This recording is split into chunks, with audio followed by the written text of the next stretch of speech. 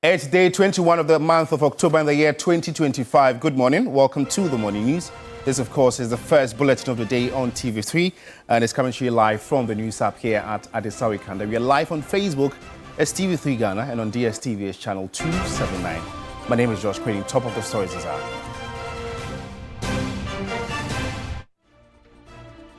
Government to set out special courts to handle cases of audit infractions captured in the Auditor General's report as part of efforts to fight corruption.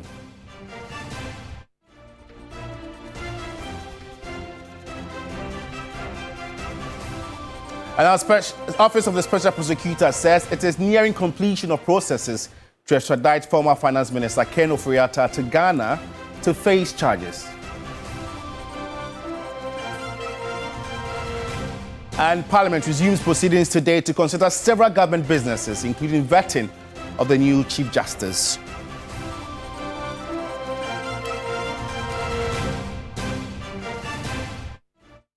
Well, we have details of these stories and many more coming up in the next 20 minutes if you spend your time with me. Remember, you can also get interactive with us. We are live on Facebook. It's TV3 Ghana.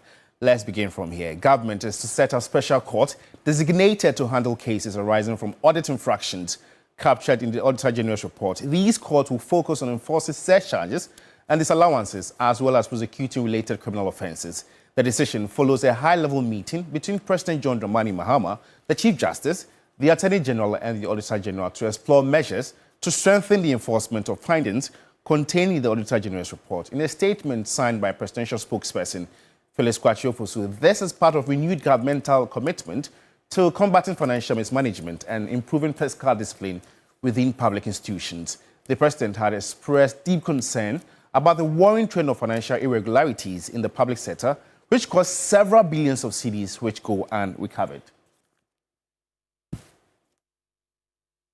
And away from that, Special Prosecutor Kisi Jabin has commenced prosecution of some high-profile cases, but a notable name with growing public interest is absent.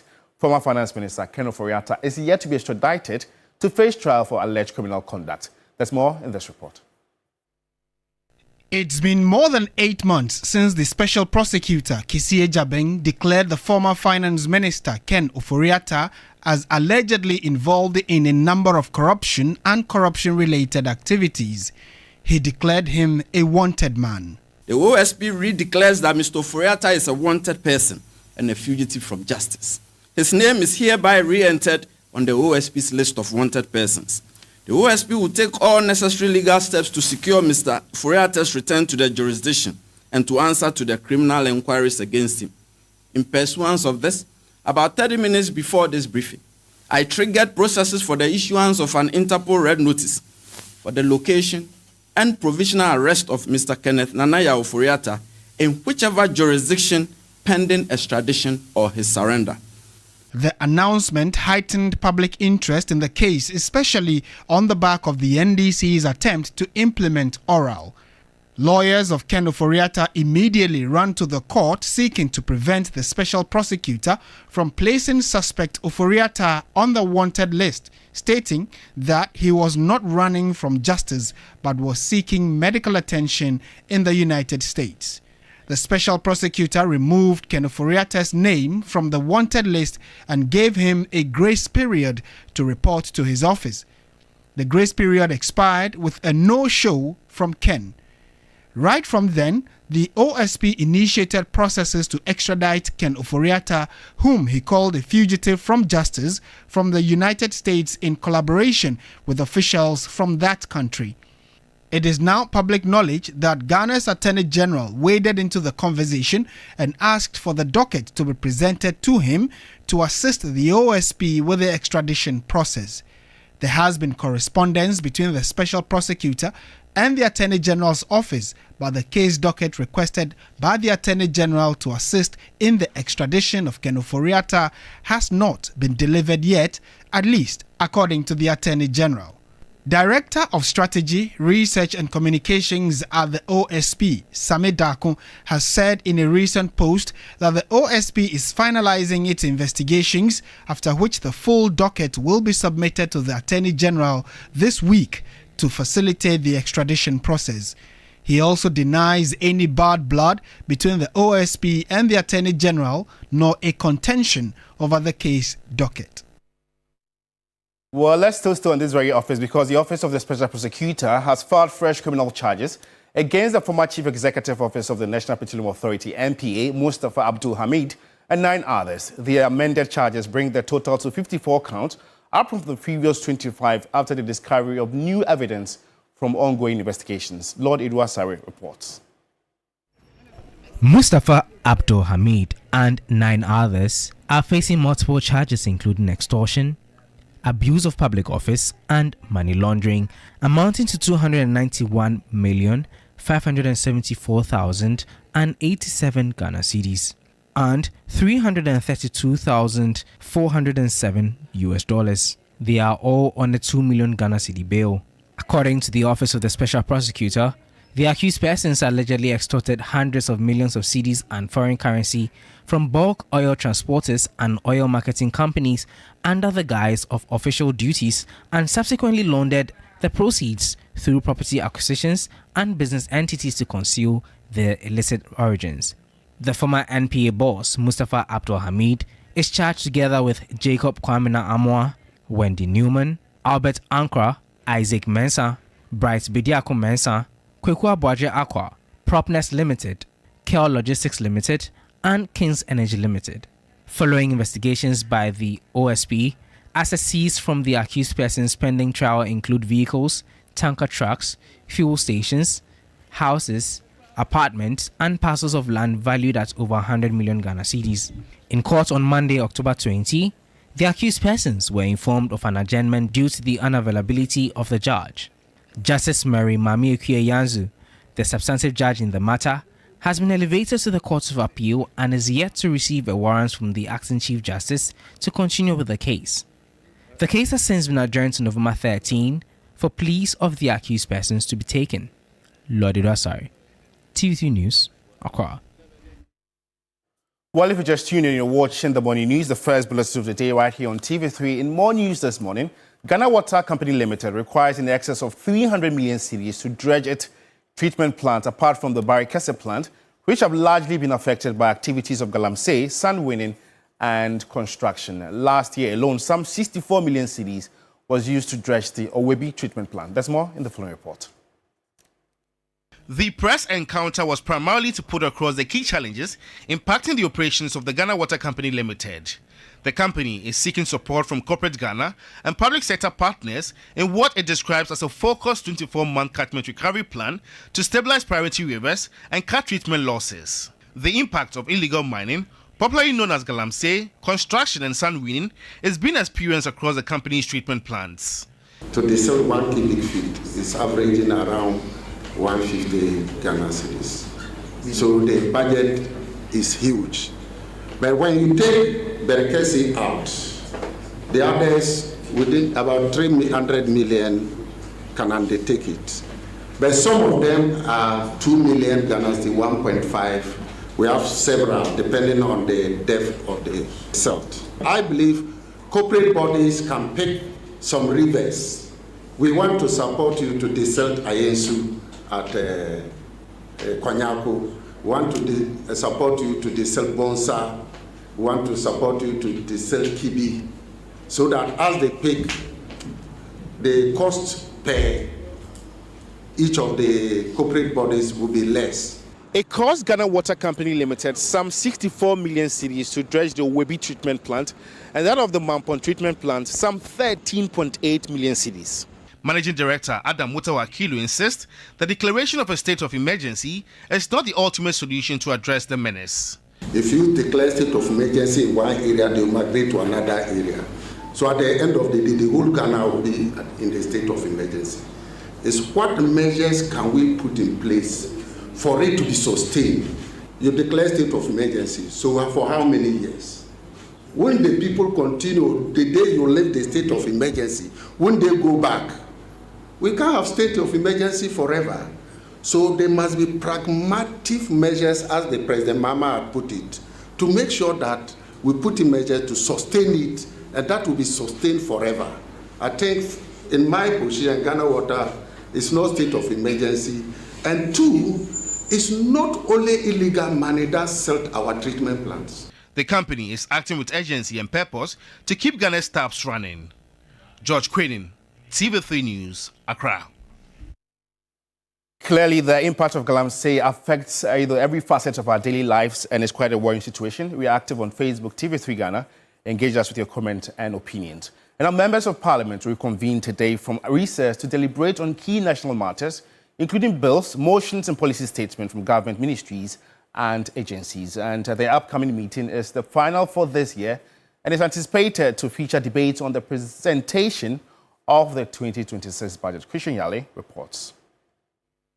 The major one on the ticket of Parliament is the reading or presentation of the 2026 budget, which would give us a good understanding of how government intends to spend in the 2026 fiscal year. And so the estimate for the various ministries, departments and agencies and the passage of the appropriation. This usually would come with a lot of debate. Also, there are some bills like the Ghana Scholarship Authority Bill, which was opposed by some civil society organizations and also by some members of the minority, which would likely be back on the floor. But apart from that, another major one is the possible or the expected swearing in of the two new members of parliament, i.e. Tamale Central for Professor Ali Duseidu and Akwetia for Bernard Bediako. But you also would expect some possible legislative instrument on legal education in Ghana, as well as Supreme Court rulings and especially how Supreme Court justices are removed. When the two new MPs are sworn in, the NDC, which is the majority, would have a total of 185 members plus the 4 independent members, making 189, and then you would have the majority, which has lost one, which is the Akwatia seat, to now have a total of 87 members. When you talk about the minority, already they've held what they call the strategic pre-opening workshop, where the minority leader, address them and encourage them to have a united front and also ensure that they oppose when it matters and proffer solutions. And so it means that both sides have already aligned their priorities going into this upcoming meeting, which is really going to be a very short one, but very tight with a lot on their agenda. And now the Civil Society Forum says Africa and Ghana's fossil fuel investment framework contributes to indebtedness and energy insecurity for its citizens. To this end, the forum has called for investment in renewable energy. The observation was made at a meeting of civil societies organizations across Africa held in Accra. Ghana's energy sector faces a double challenge: domestic governance inefficiencies on one hand and investment frameworks that privilege private investors over the public interests on the other. Together, these forces deepen national debt, undermine energy security and threaten a just energy transition. The Civil Society Forum convened key actors working on renewable energy, debt justice and climate advocacy to, among other things, examine how current investment practices perpetuate crisis and explore opportunities for reform towards equitable and climate-friendly energy systems. Here is Country Director for Action Aid Ghana, John Nko, speaking there. Women and girls bear the brunt of the energy insecurity and energy poverty. Walking long distances to fetch firewood when electricity is unaffordable and unavailable. Renewable energy is becoming cheaper, more reliable, and more sustainable. Meanwhile, Vice Chancellor of the University of Energy and Natural Resources, Professor Elvis Asare-Bediako, says Ghana's fossil fuel dependency threatens energy security and must stop. Ghana's energy future is not written in oil contract or tariff schedule alone. It is written in the choices we make to reform, to invest wisely, and to collaborate boldly. Let us move with power and purpose, and may we continue to power Ghana's future with courage, clarity, and collective hope. The event was hosted by Action Aid Ghana and Africa CSO's platform. On a very sad note, let's go to the northern Ghana. 4 people have been confirmed dead and several injured after gunmen carried out a targeted attack in the East region in the early hours of Monday. According to security sources, the armed men opened fire at the local NHIS office and killed 1 person on the spot. The security sources said the gunmen then moved towards the Garo school area, where 2 more individuals, including a head teacher, were fatally shot. The armed men, while leaving the town, reportedly also shot and killed another man, bringing the number of deaths to 4.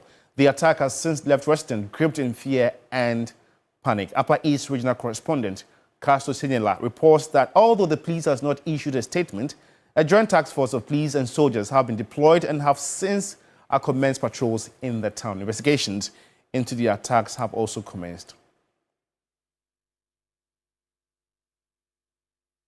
Well, may their souls rest in perfect peace. And now, the race for leadership of the new patriotic party is officially underway and is shaping up to be one of the most competitive in recent memory, with several key positions up for grabs, including National Chairman and General Secretary. The battle lines are now clearly drawn. Judith Brown has more in this report. In the chairmanship race, 4 big names have declared their intentions. Boakye Jako, former energy minister, who says his candidacy is a call to duty to restore discipline and structure within the party. Chairman Wuntumi, the outspoken Ashanti regional chairman, who believes his grassroots appeal gives him an edge. Former General Secretary John Bwedu, who is also making a comeback, but this time aiming for the top job, chairmanship. And Sammy Crab, a former vice chairman who is back in the mix despite past clashes with the party hierarchy. These contenders represent different wings of the party, from establishment figures to regional power brokers, making this a highly watched contest. Meanwhile, the General Secretary position is also being hotly contested. Justin Frimpong-Kodria, the incumbent, is seeking re-election despite guiding his party into opposition. If in your term the party has lost briefly and all the executives should have even apologized to the party members and resign on block and come along with an interim executive to even run these elections. So for me, I don't think that the current executive deserve some kind of re-election. I think they have to bring in more or new faces. His challenger, Ursula Wuswe-Kufu, former communications minister, who just entered the race, is campaigning on a message of party renewal and stronger organizational leadership. For political analyst Dr. Samuel Efriye, Ursula is the better option as she brings experience, energy, and the credibility needed to rebuild the MPP's grassroots support. Currently, you realize that she is one of them that when it comes to the party structure, most of the top experience, being a minister for all this while, I think for 8 years, and also a gender activist, you talk about MP. So when you compare with the male contestant, I think that she can also fit in and fight for her position. Also in the race are former Subin MP Eugene Boakye, former Deputy Information Minister Sylvester Tete, and former EPA boss Henry Kwabna Kokofu. With both races gaining momentum, the stakes couldn't be higher. The new leadership will be tasked with uniting the party, restoring its image, and preparing for a serious comeback ahead of the 2028 elections. And as delegates prepare to cast their votes in the coming months, all eyes will be on who earns the trust of the party's base. Will it be the experienced old guard or a new generation of leaders with bold ideas? Only time and the delegates will tell. Judith Brown, TV3 News. Well, we'll continue to follow up on happenings in the camp of the MPP, particularly the flag bearership race, which is slated for January next year. On that note, we end the morning news. For more news updates, just log on to our website, s3news.com. Alternatively, follow us on Instagram, tv3.gh. My name is Josh Quinn. In a world where you can be anything, just be kind. It costs nothing to be kind. Thanks for watching. Good morning.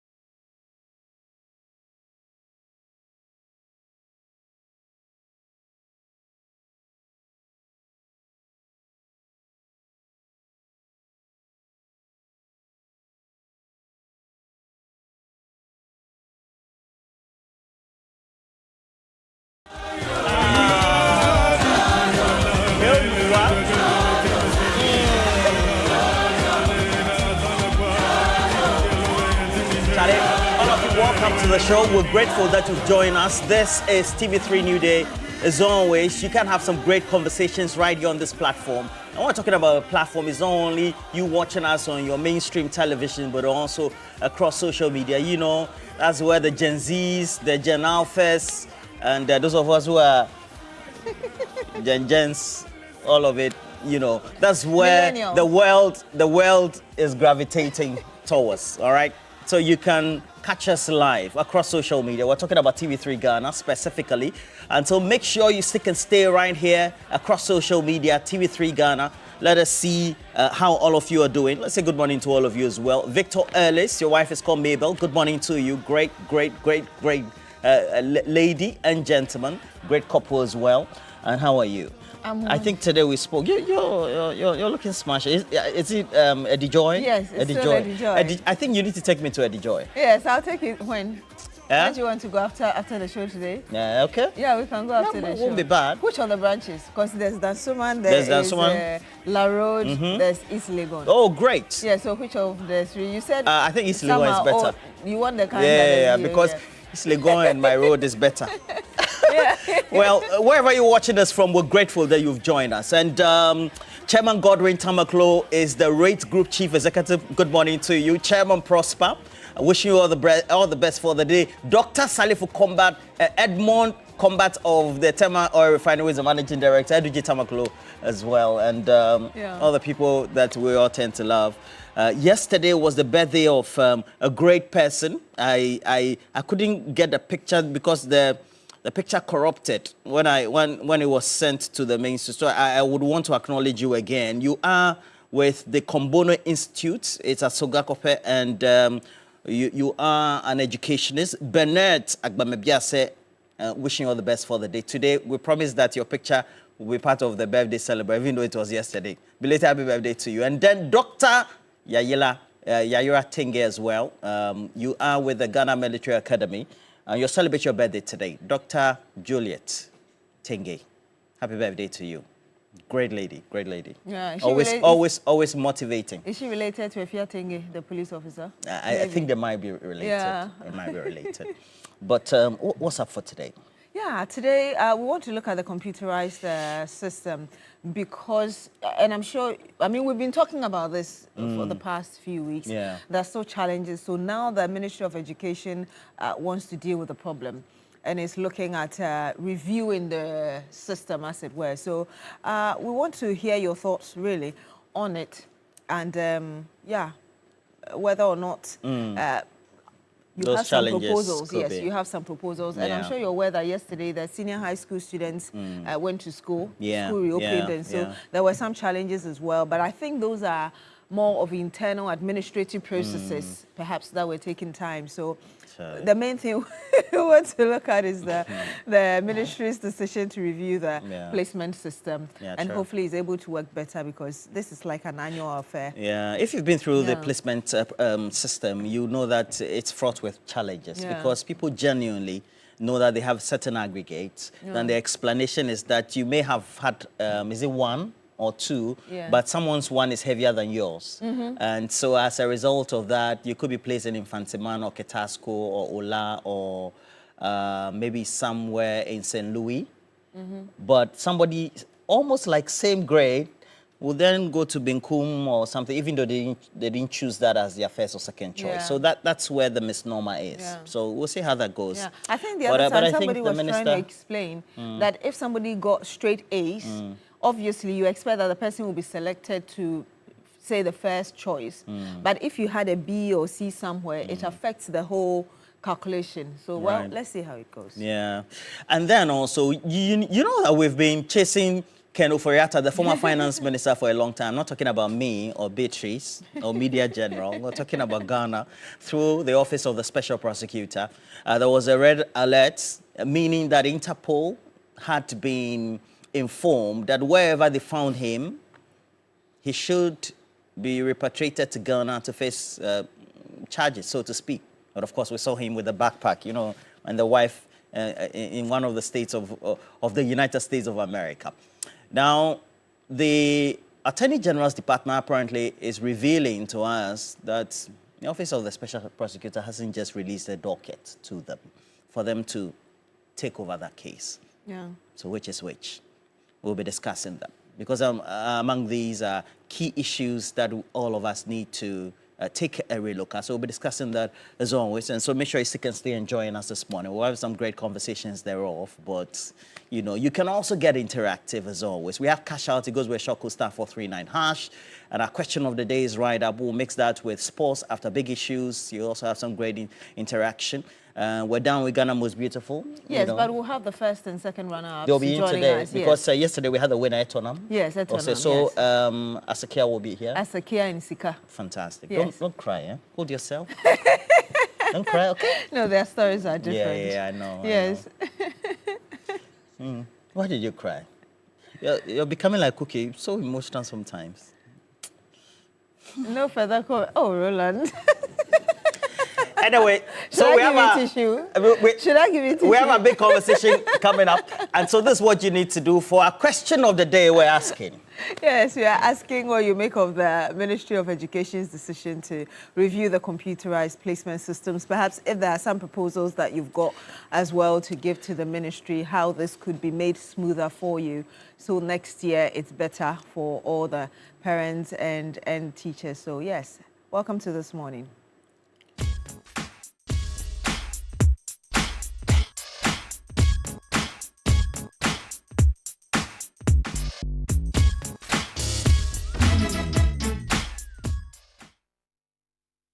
You earlier. I mean, this is a subject that is not new to you. We've been talking about this since this whole thing started in the last weeks, and the challenges that a number of you have faced because your children and your wards could not find schools, and all the challenges that you've had to endure, the hardships. So, well, like we told you, the Education Ministry is now considering reviewing the process. How do you think the ministry should go about it? What proposals do you have?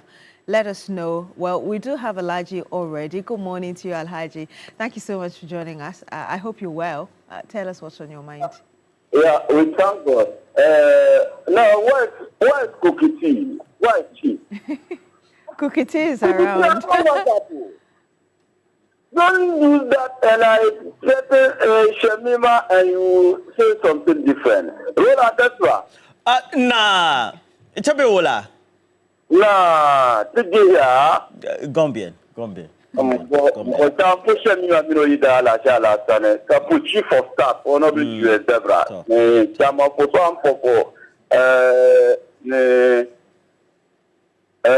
me send my greeting to Honorable Benataya for First Deputy Speaker of Parliament and International Business and Chairman for Swampofo and Nana Oyibam Fado. When you look at that, I just want to talk about the OSP issue. When you look at the special prosecutor, I will tell you, Roland and Beatrice, if President John Dramani Mahama did not start this special prosecutor, we will come out to demonstrate against President John Dramani Mahama. But we don't want that. Because give us the ticket and we investigate the corrupt people. Why are you hiding the docket? Why? What is your problem? When Deputy Attorney General Justice Shemshai staying, and people thinking that, Justice Shemshai is staying. Yesterday, I monitored some radio station, I said, and they called the secretary to the special prosecutor. What he said, it doesn't make sense. So we just want to tell them they should let the country go well, because we can't say we will prosecute these people and we try to prosecute that corrupt people. We can't do that. We promised that, yes. We need to fulfill our promise in this country. Everybody wants to see how we prosecute the corrupt people. Yeah, and he came out with a different side. The person who said we need to rescue the country. Alhaji. Yes? We're grateful for your thoughts on the special prosecutor, something that we'll be going into very deeply during the big issue conversation. But do you have anything to say on the computerized placement system that the Education Ministry is talking about? Computerized placement, yeah, I think we need to look about it because sometimes they can put somebody somewhere and she go there or he go there to a suffering. So let's look up at the right process that we will do and put the people. I think nobody will have problem with that. So I think Honorable Haruna is the education minister, our neighbor brother. You need to look about this and look how we can find a solution for this problem. Let's keep on look about our problem and fix the problem, not let the people start talking. That's from President system. It's under Akufo-Addo government starting it. And they do it hard. So I think these people, they are enemies for the country. So let's not follow that process. And we need to change it. And Alhaji, it's okay. Alhaji, thank you very much. And greetings to the people of Savelugu. Thank you so much, Alhaji, for joining us. Yeah, he's got a lot to say. Huh? Yeah, he always... so we have a couple of comments. This one is coming from the Chief Executive for Wembley Sports Construction. Good morning to you. Robert Coleman says that I've had to make a lot of interventions for a lot of my friends whose children seem frustrated with their school choices. But I think that we need to make sure that we give due recognition to efforts being made. Free SHS may be good, but it also means that people want to choose the big schools. So why not expand the big schools? Because people would always love the big names in their selections. All right. Robert Coleman, Chairman Koli. And then this one also is coming from Randa Shah. Randa Shah, good morning to you, as well as the rest of the family. James, your husband, the rest of the Drain and Dreyer. I still have faith in the special prosecutor, you say. Hey, you have faith in the special prosecutor. I thought others said today, you know, they do this thing, but let's see. We have another caller. Yes, there's just a statement coming from Ben who says, why don't you get up and free yourself, Beatrice? That's when I was sitting. You wanted to dance. No, when we opened the show and we were dancing, and he feels that I should have stood up to to dance. Anyway, we have Collins on the line. Good morning to you, Collins. Thank you so much for joining us. Tell us where you're calling us from and what you think of what we're discussing today. Yeah, good morning, Beatrice and Roland. Good morning. What are you doing this morning? Why are you calling from Amamole? Doing very well, thank you. Yes, sir. Yes. From Amamole in the Ghana municipal. You said it correct today. Let me take this quick opportunity. Excellent President John Dramani Mahama, Chief of Staff, and Peter Akosi Mensah, Deputy CEO of the Shipyard. Fantastic gentleman. Look, the Minister of Education is in good direction. But look, let me tell the whole nation today that the prospectus that our children are buying is too many. I don't understand. You see, I've been saying this, that if you are NDC member and you want the President Mahama and the party to go direct as they are going, if you see something that is wrong, don't tell as if, oh, everything is okay or correct. No. The prospectus is too much. If you go into it, Pastor, I don't understand. Why? It seems like somebody pitched somewhere and I don't know, it's personal interest or from somewhere. It's too much, it's too many. Conclusion, I'll go straight to this Kenoforiata issue. Look, special prosecutor is making us like Kwani. Oh, today he will bring another update from Oforiata. I'm praying for his appointment to be an end. It is 7 years. No say anything, but God willing, it will gradually end, and the president of the land will dissolve that that appointment. Because I know that yes, we have CID, we have Attorney General. What about this special prosecutor doing what? Using taxpayers' money for enriching himself. What's that? It should be better. Collins, okay. Yes. I was just asking whether you have evidence to the fact that... Oh, matter. Okay. Thank you very much, Collins, for speaking to us and for calling in. What did he say, the special prosecutor, doing us like Kwani? Which one is that? Kwani. Kwani. Okay. Thank you very much. But yesterday we had Sami Dakon of the special prosecutor saying that just like the Attorney General has always been asking Ghanaians to be patient with him because investigations do take time, he thinks that we should apply the same principle to the special prosecutor and how he's handling cases. Okay, let's go to Sani now. Good morning to you, Sani. I hope you're well today. Tell us where you're calling us from and what you think of what we're discussing. Okay, my name is Sani from Wali Wali. I'm fine. How are you too? Very well, thank you. How is Wali Wali today? Wali Wali is very peaceful. Everybody is fine. Okay. We thank God. Okay. So I support the minister's decision to, as it were, review the computer selection process. In fact, it's almost 10 years since that particular thing was introduced. And then it was introduced to address certain challenges. Okay, so question is, are those challenges been able to address? Because year in, year out, we still hear, challenges whenever the DDC resource is out.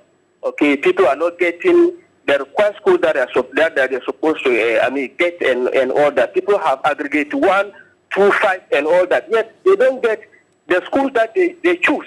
Yet people who get 25 or 30 rather get those schools. I think there is a big problem there that we ought to address. And I support the call. And one of my suggestions is that I want to say that the students should always wait for their results to come out so that you know the kind of grade that you get before you do the selection. Do you understand? So that I think it will go a long way to address that kind of challenges that we're talking about. Apart from that, I want to also commend the minister. In fact, he has brought a lot of reforms in the ministry. Okay, we can see that sanitary pads have been given to our girls and all that. And then the involvement of the private schools in the free SHS. We are told that 25,000 of our boys and girls have also been placed in those schools. So if that intervention wasn't even put in place, what you are hearing in terms of the challenges would have even been more than what you are hearing. So we thank him very much, and we're solidly behind him. You should try and make sure that system is resumed so that next year we'll not have that kind of challenges. Thank you very much. Thank you so much for calling us from did he say Wali Wali? Yes. Yes, from Wali Wali. Wali Wali. Yeah, but I'm not sure whether he's saying that the students should wait until the results are out before they select it realistic. Because normally you choose before. So we have two options, being the status quo to remain, and then the option that you also espoused, where they say that the results should come. Then people will get to know their smoothness level, so that you don't choose pre-sec when you know that you're not a pre-sec material, so to speak. Yeah. But then it's not a good justification as well, because people may get a certain aggregate, but in reality they're very good. Yeah. They're very good. Yeah, there are a number of good students who don't tend to perform well during exams time. Maybe at the YX, so to speak. Maybe at the junior high school level. And then they get to blossom at the senior high school level as they mature. So I think that's also up for debate. Yeah. Let's speak to Daniel now, who joins us as well on the phone. Good morning to you, Daniel. How are you doing today? Tell us where you're calling us from and what you've got to say on what we're discussing today. Okay, thank you. I always watch your program. Today is my first day of getting you on the line. Oh, thank you for joining us. Yes, Daniel. I'm Daniel. I enjoy your program. Roland, Beatrice, and all of you. Thank you. I want to talk about the school, the perspectives. Hello? We can hear you. Please go ahead. I want to contribute to the perspective the guy is talking. That they are playing, is it for the students or is for the school? When we go to school, we buy things for our children. The thing that they are bringing, is it for the school or is for the children? So parents should know that the things are for their work. It's not for the head teacher or the teachers. So if they are buying plenty things, there are some important, some are not important. So just buy things that are necessary for the children. But if they are complaining, is it the government who is taking it or it's for the child that you are sending? I'm not sure. I'm not sure you got what we're discussing.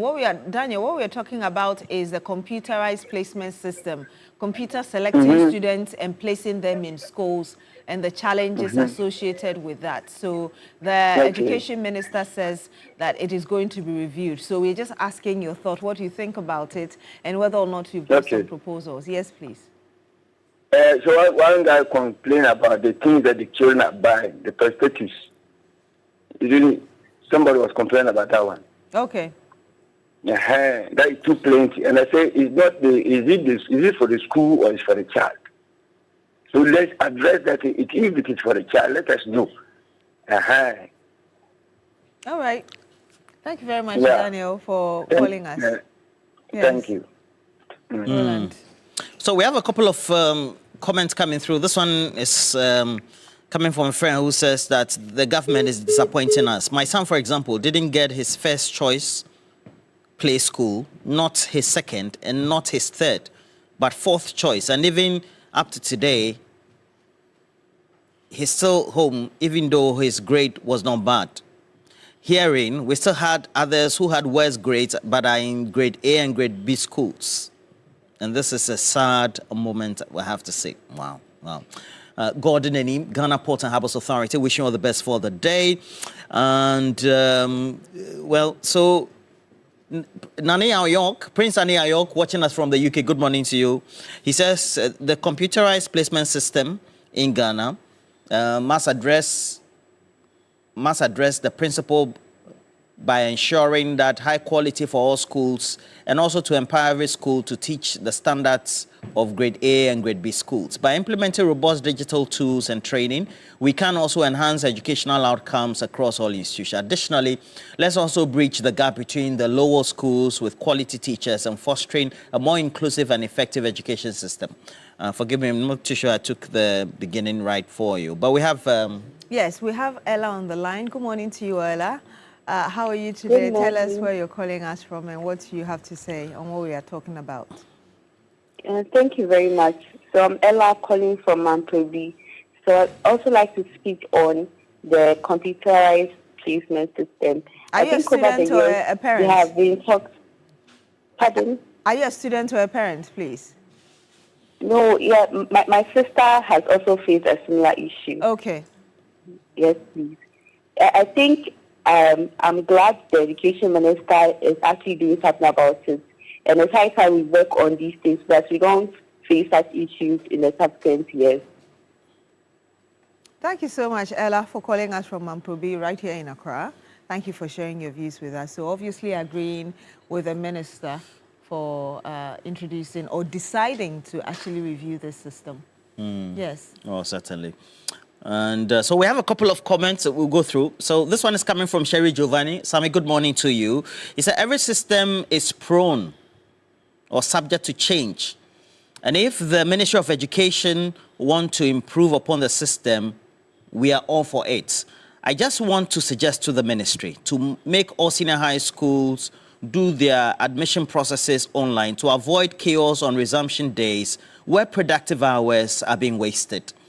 Isaac Indomie of UEW. Good morning to you, coming from Sherry Giovanni. I think there are many senior high schools now who do the admission processes in terms of the administrative processes online before you get to the school. The chaos happens when you get to the school, where you have the masked up numbers of the parents and the students like with the boxes and their items. So I'm not too sure it's the... I think most of the schools now are having online admission processes, and the others also need to continue as well to make it easy. Let's go to Kwame, who joins us on the phone as well. Good morning to you, Kwame. I hope you're well today. Tell us where you're calling us from. What do you think of what we're discussing? I'm calling from KD. You are calling from KD? What about KD? In Eastern Region. Yeah, about the school placement system. Yes, One thing parents must know is that anywhere that parents their words are pleased, they are qualified to test their city. when the awards are placed in particular, they should allow the children to go there. It's not where the children go back, but the children themselves can do. So they should stop this kind of wanting their children to be placed in a particular school, and they should know that all the teachers that teach are qualified to teach, and they were taught by the same universities in Ghana. Now GS must also stop this grading of schools, putting them in grade A, grade B, grade C. Sometimes a student is sent to grade A school. They say that student is not qualified to do science, but this same student is qualified to do science in a grade B school. At the time, this student will be allowed to write the same science examination with students in grade A school. And we expect that they perform or they obtain the same grade. I think those kind of things are misplaced priorities. So GS must take caution, and parents must also be satisfied with wherever their words are placed, because they can equally do that. They are taught with teachers who attended the same university with teachers in this grade A school or the bigger school. The only problem is the infrastructure. So that is what I have to say about the school statement. Thank you. Thank you so much. Well, it seems you disagree with him. Not necessarily. People are entitled to their opinions, but at the end of the day, people have choices. You see, the last time I was making this on a platform, that the way we are as a society, we tend to move with blocks, associations, fraternities, all right? Yeah. So I belong to this region. I want to associate with this fraternity. Yeah. I belong to this school, because that's how we've done, we have composited our society. We like old boyism, association, area, you know, that kind of thing. So, for example, if somebody goes to Yasantua Girls, and there's a panel of interviewees, etc., or interviewers, so to speak, and you appear, oh, you went to Yasantua Girls. The conversation then begins. So it crowds out the new schools. Yeah. Except if, let's say, you went to Legacy Girls, Galaxy, and all those ones are niche. Educational institutions that have also created a brand. So irrespective of who you are, once you enter, your accent is even different, the way you look is even different, so it's more acceptable. How you walk, but the reality is that if you go to the big schools, irrespective of how you become, nobody cares. Yeah. Right? Yeah. You see Chamawun to me, you see how he speaks English. It's hogwash. But at the end of the day, he said he went to Prempeh. So when I went to Prempeh, he speaks all those English. That, whether he stayed through the course or that's not our business. So, you know. Yeah. But there are good schools, like for example, St. James. Yeah. We have St. James. We have Manfred Methodist Girls and some of those schools. And they are so good. Thursday, Madam Ayana made a point about her friend whose daughter so desperately wanted to go to Achimota. And she said, no, looking at how you've performed throughout your school time, I do not think that you should go there. And she eventually found her way there and later regretted and went to a different school, which was equally good, and she thrived. So that was a point that our last caller made. But let's go to Comfort now. Good morning to you, Comfort. Tell us where you're calling us from. I hope you're well today and what you've got to say. Hi, Comfort. Okay. Okay, wonderful. Please, I hope you're well. Tell us where you're calling us from and what you've got on your thought. I'm calling from Oyarifa, Ghana flag. That is Accra. My child had April girls. And then yesterday, we went there around 6:30 a.m. We left there around 9 p.m. If you see how the children were overcrowded and the inconveniences, it was too bad. It was too bad. And I learned there is flu in our health system too. There is a flu. So I think the educational minister needs to do something about it. They need displacement and the children reporting. It should be done in Badis. It is very bad. It is very bad. Madam, did you go there yesterday?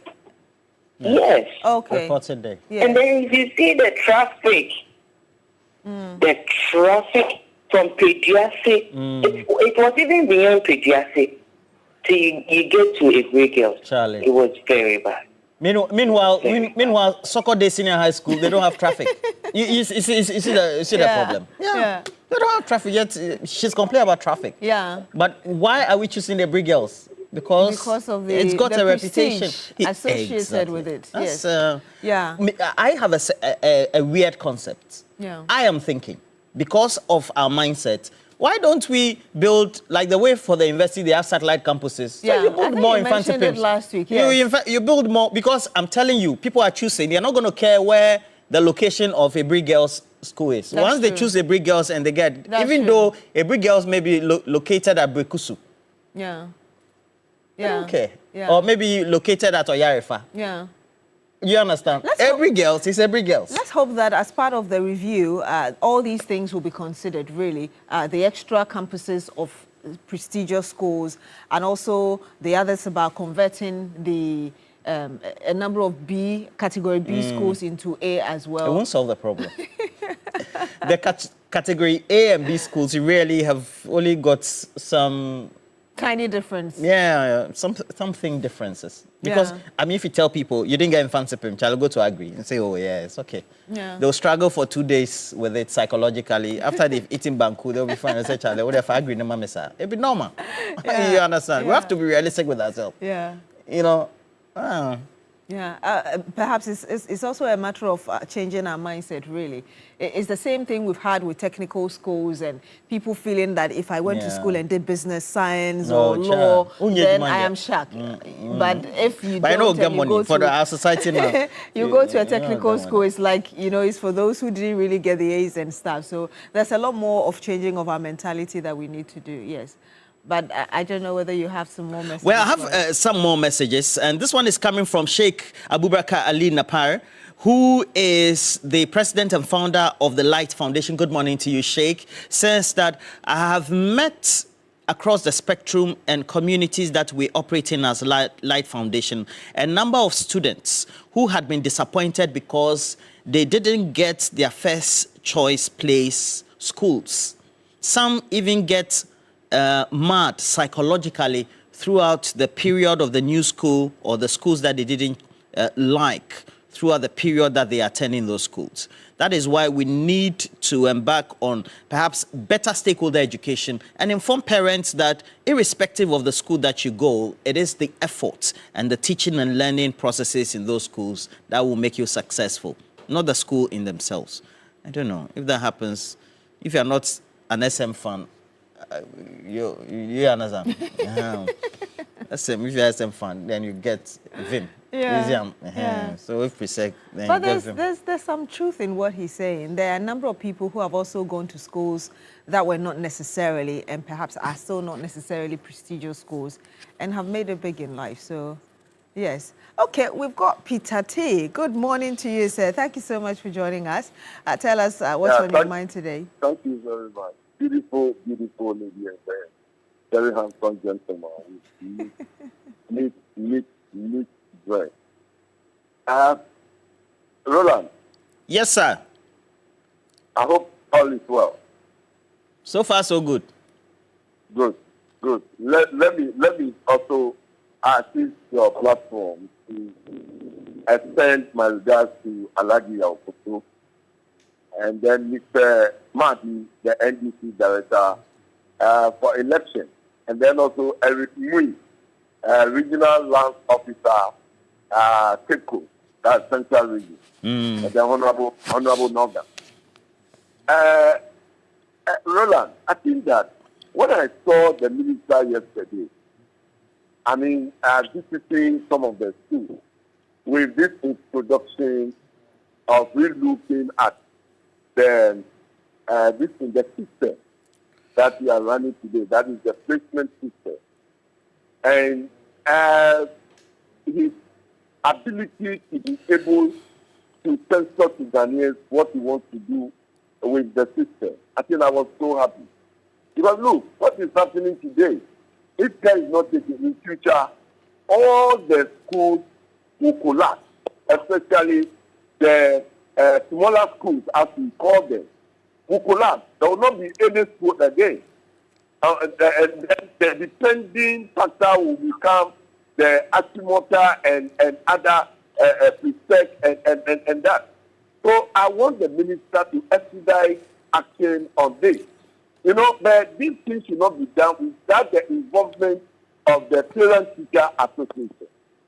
So I want to suggest that they should be fully involved, because when it comes to parents, the children belong there.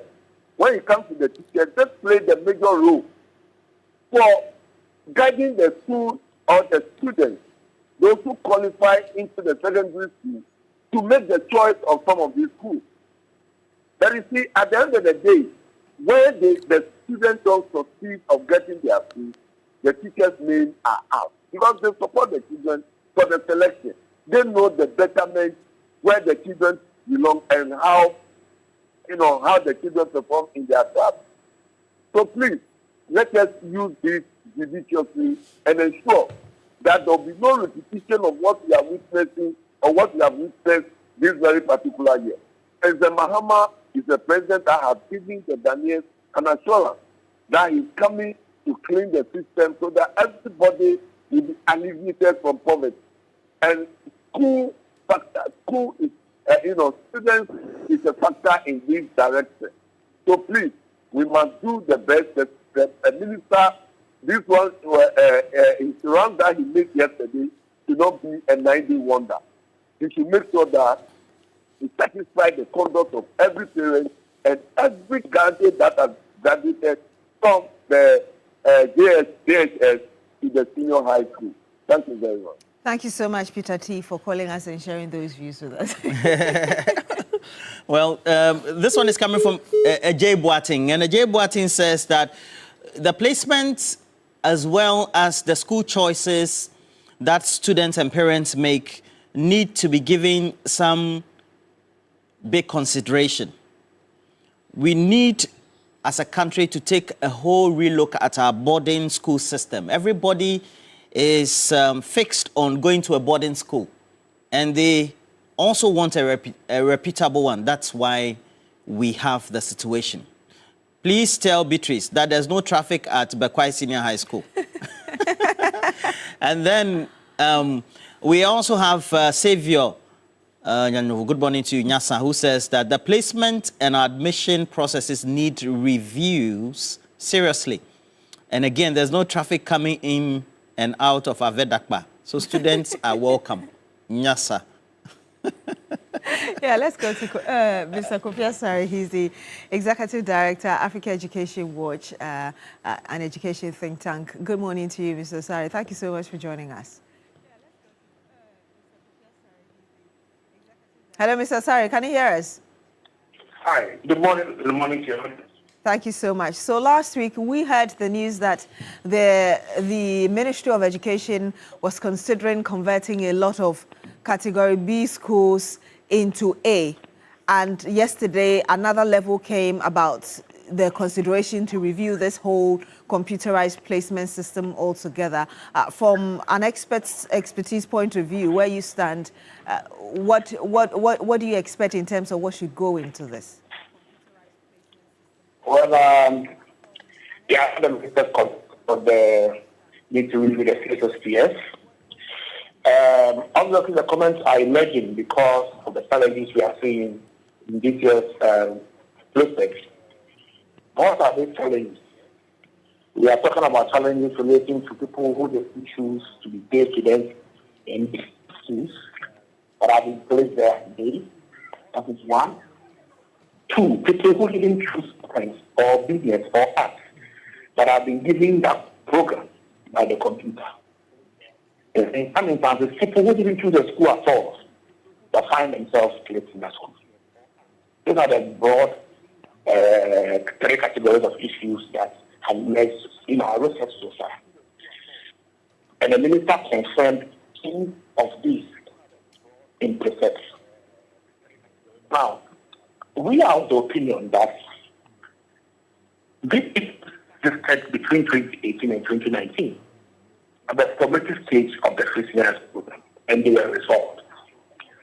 Since 2020 or so, we've not had a computer place students in schools that did not select. But especially the computer placing students when they choose boarding. and we've never seen the computer posting one into a school and giving them general access to bring the grades they're required to do the science they choose. It has never happened. So this is a historical problem that we solve. Happened in the school selection system this year, which has led to what we are discussing. That thing, in my opinion, was unnecessary because it hasn't solved any problem, but it has not brought many problems. If you look at the ministers, the ministry's agenda or the government facing in school carefully, the main focus is in ensuring that double pass. So, and that's a huge task. So it is unfortunate that in our bid to address the big elephant in the room, we are rather facing new problem and not in a youth problem that we solved in the past. Mr. So, within the context, something that it is necessary to do any review, we will have to refer to the system that existed prior to 2025. Okay, we have to refer to the system. I'll be grateful if you could reposition yourself. We're struggling to hear you. Your line is not so clear. But when you talk about revert to the old system, as it were, not putting it exactly as you just said it, how exactly do you mean in ensuring that we make this work? Hello, Mr. Sari. It looks like we've lost him. So hopefully when he's able to join us again, we would have a better connection to him so we're able to hear him and have a better conversation. Roland. So we have a couple of comments and I'll quickly just go through and then read them for you. But Sherry Giovanni says that, Papa, why are you not mentioning Bishop Herman College? We are category A school, yes. And then Nathaniel also said there's no traffic there. True. I don't understand. Anyway, this one is coming from Cephas. And Cephas is posing the question, please ask the minister for me when he is going to phase out the current traffic lights our children are going through. My child went to school less than a month ago and is back home.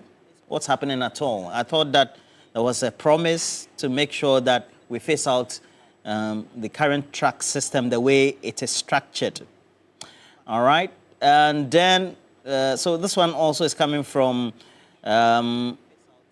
Oseje, who says that the implementation of the free SHS system was well done. What needs to be done by the current government is to make sure they fine-tune it. There's nothing wrong with the system. Human beings have just mismanaged a system that was well-intentioned by way of the policy. So all these excuses should tell the minister to get to his office and go back to work. I did like him, though, that he paid an unannounced visit to some of the schools, and I saw a video of him in Presec yesterday. And then this one is coming from Courage Kotuka, who says that this computer placement system issue, during our days, there was nothing like computerized placement system. I'm sure during your day, there were no computers at all. Relax. And we never had issues like this. And sorry, it's just not to take a dig at you, just trying to make... all right, so... Okay, Mr. Kofi Asare, Executive Director, Africa Education Watch, he joins us again on the line. Good morning to you again.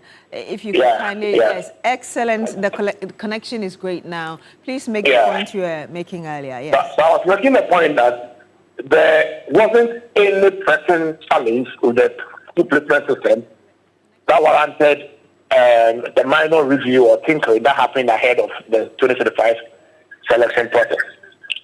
That intervention rather has created problems that have been solved in the past. And so what we need is not any major review or reform of the school placement system.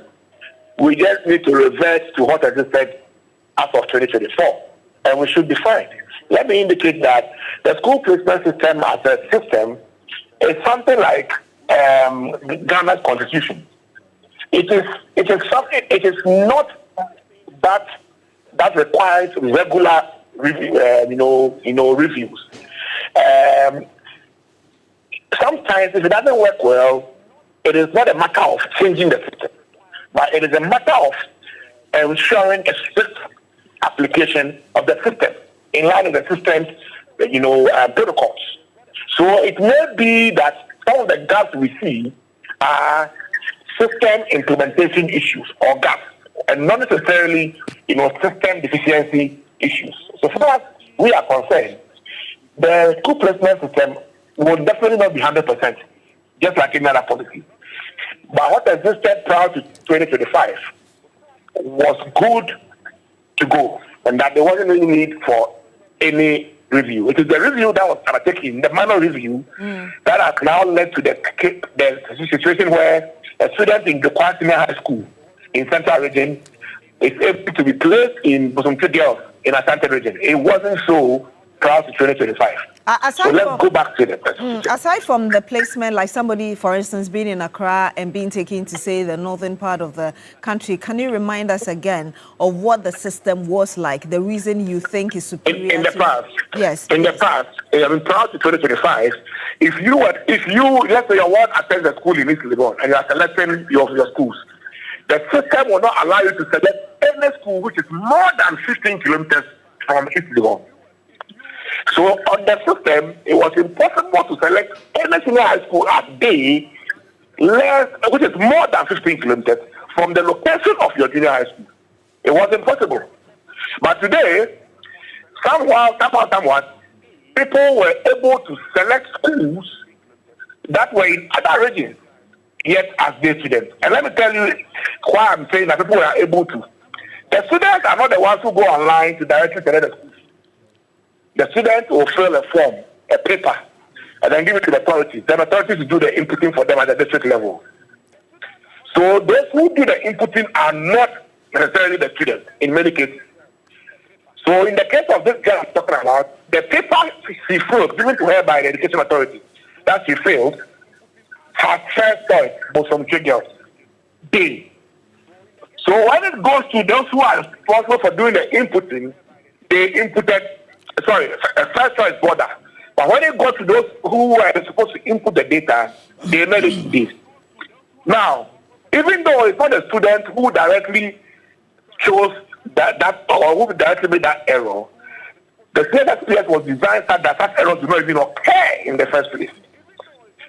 Okay, so in the past, you wouldn't even have the opportunity of selecting. And then once you select day school, it gives you the schools that are within 15 kilometers per area. If a school is outside 15 kilometers per area, it won't allow you to be selected as day.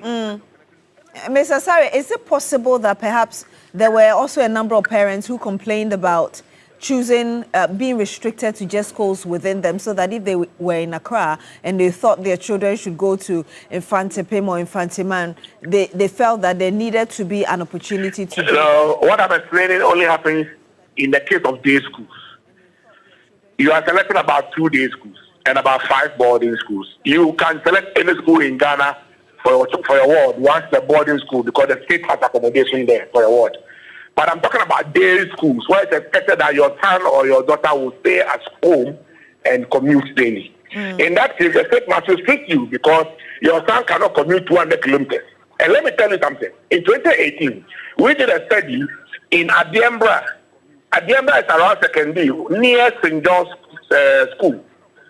And then we did another study in Morui, Yamarasa area.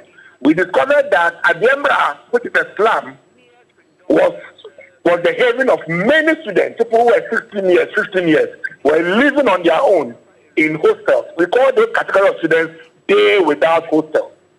Minors living on their own, sometimes 6, 7, 8 in a room, in a slum, because they have been posted to St. John's, but they were made day students. And these are students who schooled in sometimes Elembele, 3 or 4 districts away, Evaluate, Jomoro, etc. And so we had an engagement with the Ministry of Education about the situation where students who schooled outside the district are sent to the particular school as day students, and creating a situation where girls were getting pregnant, social violence, etc., because of the lack of parental care and also the lack of school management oversight.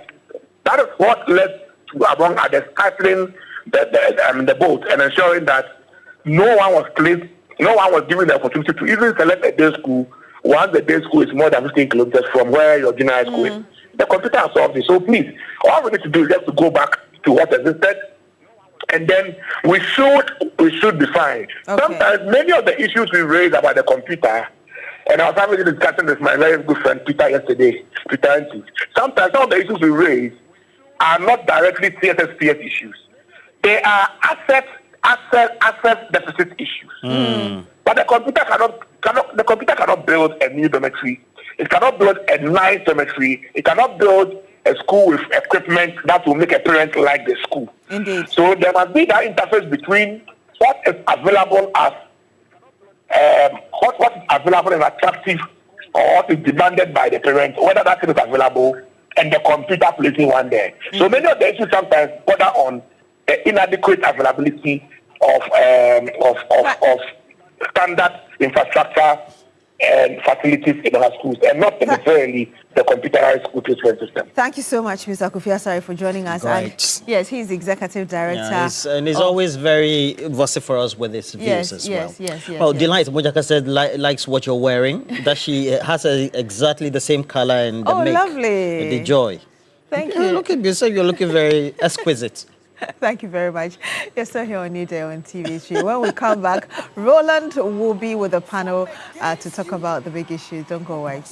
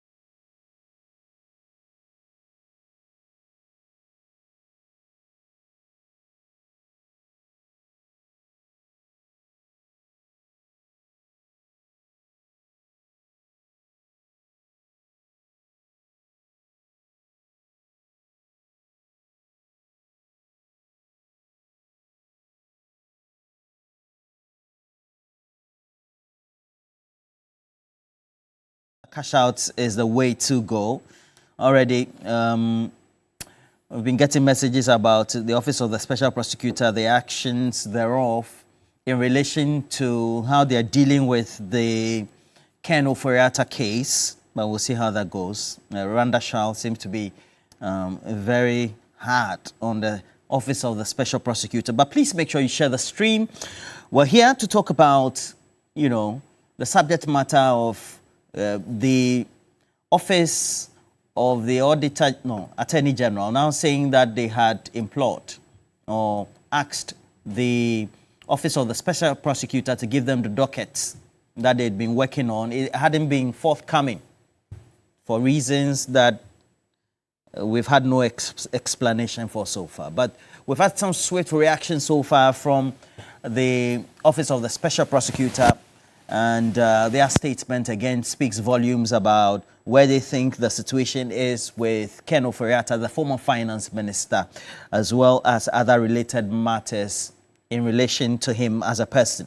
Those who have joined our stream, I see a couple of you. Charles Thompson has joined us from the UK. Yao February, good morning to you. Nana Kwekwa Ananse. Which of the Ananses? The folklore Ananse. Good morning to you. Agongo Roja has joined us. Please share the stream. And then Teacher Kofi Jema, you've also joined us. Foli Salom, good morning to you. And Prince Nania York, Phil Sell, wishing you all the best for the day. Please make sure you share the stream. Let's have some great conversations, and let's take a look at what we're looking at today. So we have our regulars right here who will be joining us, but again, John Nogbe, you're celebrating your birthday. Share the stream for us. John Nogbe, happy birthday to you. Wishing you all the best for the day.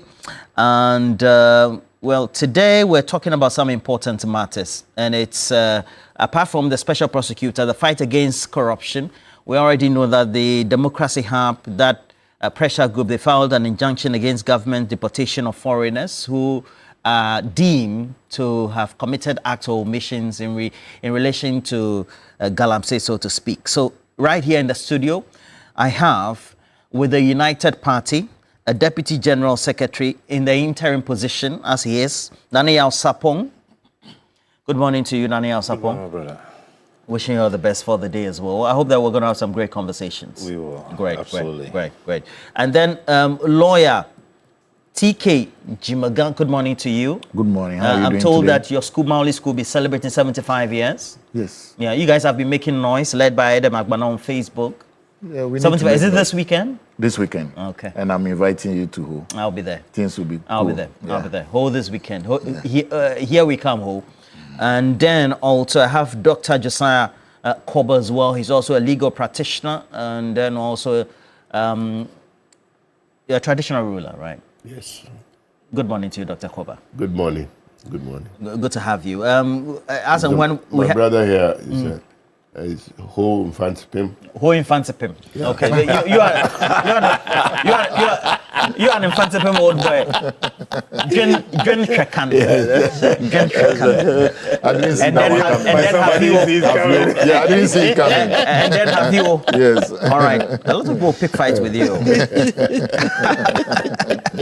Maulians will not be happy with you at all. And then also Alhaji Jibril of National Security, you're deployed to the Tema Industrial Enclave, TDC and all, Tema Oil Refinery, Edmond Combat, Tema Oil Refinery as well. Wishing you all the best. And then also Alhaji Jibril said I should greet Madam Mold Idrisu. And so Madam Betty Mold Idrisu, good morning to you from Alhaji Jibril.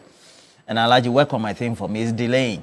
But for all the things we have to tell you, please, we have a number of actions so far undertaken, and this is what the timelines have been, and we'll just take you through quickly as possible.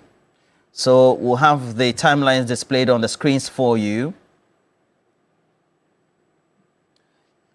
Okay, so we have by early June, the OSP secured a red notice from Interpol for Ken Oforiatta. Well, despite this notice, by the 2nd of June, the OSP formally triggered the extradition process through the Chief of Staff of the Presidency. The Chief of Staff then transmitted the extradition request to the AG, the central authority under the Mutual Legal Assistance Framework. And then subsequently, the 13th of June saw the Attorney General writing to the OSP confirming receipt of the request. And now we had 2 OSP officers were expected to join the prosecution team, and a copy of the investigation docket also supposed to have been made available. The OSP replied, providing the names and contact of its 2 nominees, an update that the OSP was also still organizing the case docket after a search and seizure operation at SML offices on June 10, also being communicated. And here we are today, the Attorney General following up, requesting the docket again, following the first request. By today, we're told that, look, looks like we don't have the docket at all before the Attorney General, because the 16th of October saw a leaked, inscription on social media showing official communication between the OSP, the Chief of Staff, and Attorney General, and the OSP then denying responsibility for the leak and reaffirmed that it was not frustrating the process. And here we are. Samid Akun is a legal practitioner, but also works with the Office of the Special Prosecutor and communicates for it in that same capacity. Good morning to you, Lawyer Samid Akun. Good morning, Roland. My designation is Director for Strategy at the OSP. Okay. So just for the record. That's fine. Director for Strategy. Yes. Now, what really is the attempt by the OSP? Is it to frustrate the Attorney General from getting his hands on the docket, or what really is the explanation? Thank you very much for the opportunity. I don't think that there is any problem between the OSP and the Attorney General's office, except those who do not understand. The issue really is also not about a docket. The OSP, as you are aware, has been working tirelessly to bring Mr. Furiata back to Ghana. And it will not do anything that will frustrate all the months of the work that it has put together. When the OSP started this work, many people had very little faith that we could even put him on red notice. And if you take a look at the timelines and the things we have done, you will notice that we have done a very diligent work in ensuring that Mr. Furiata is brought back to Ghana. And the OSP is not going to allow this process to be politicized, because Ghana has one shot to bring back Mr. Furiata. And if we allow it to be politicized, our chances diminishes. And I'll tell you why. 2 major things.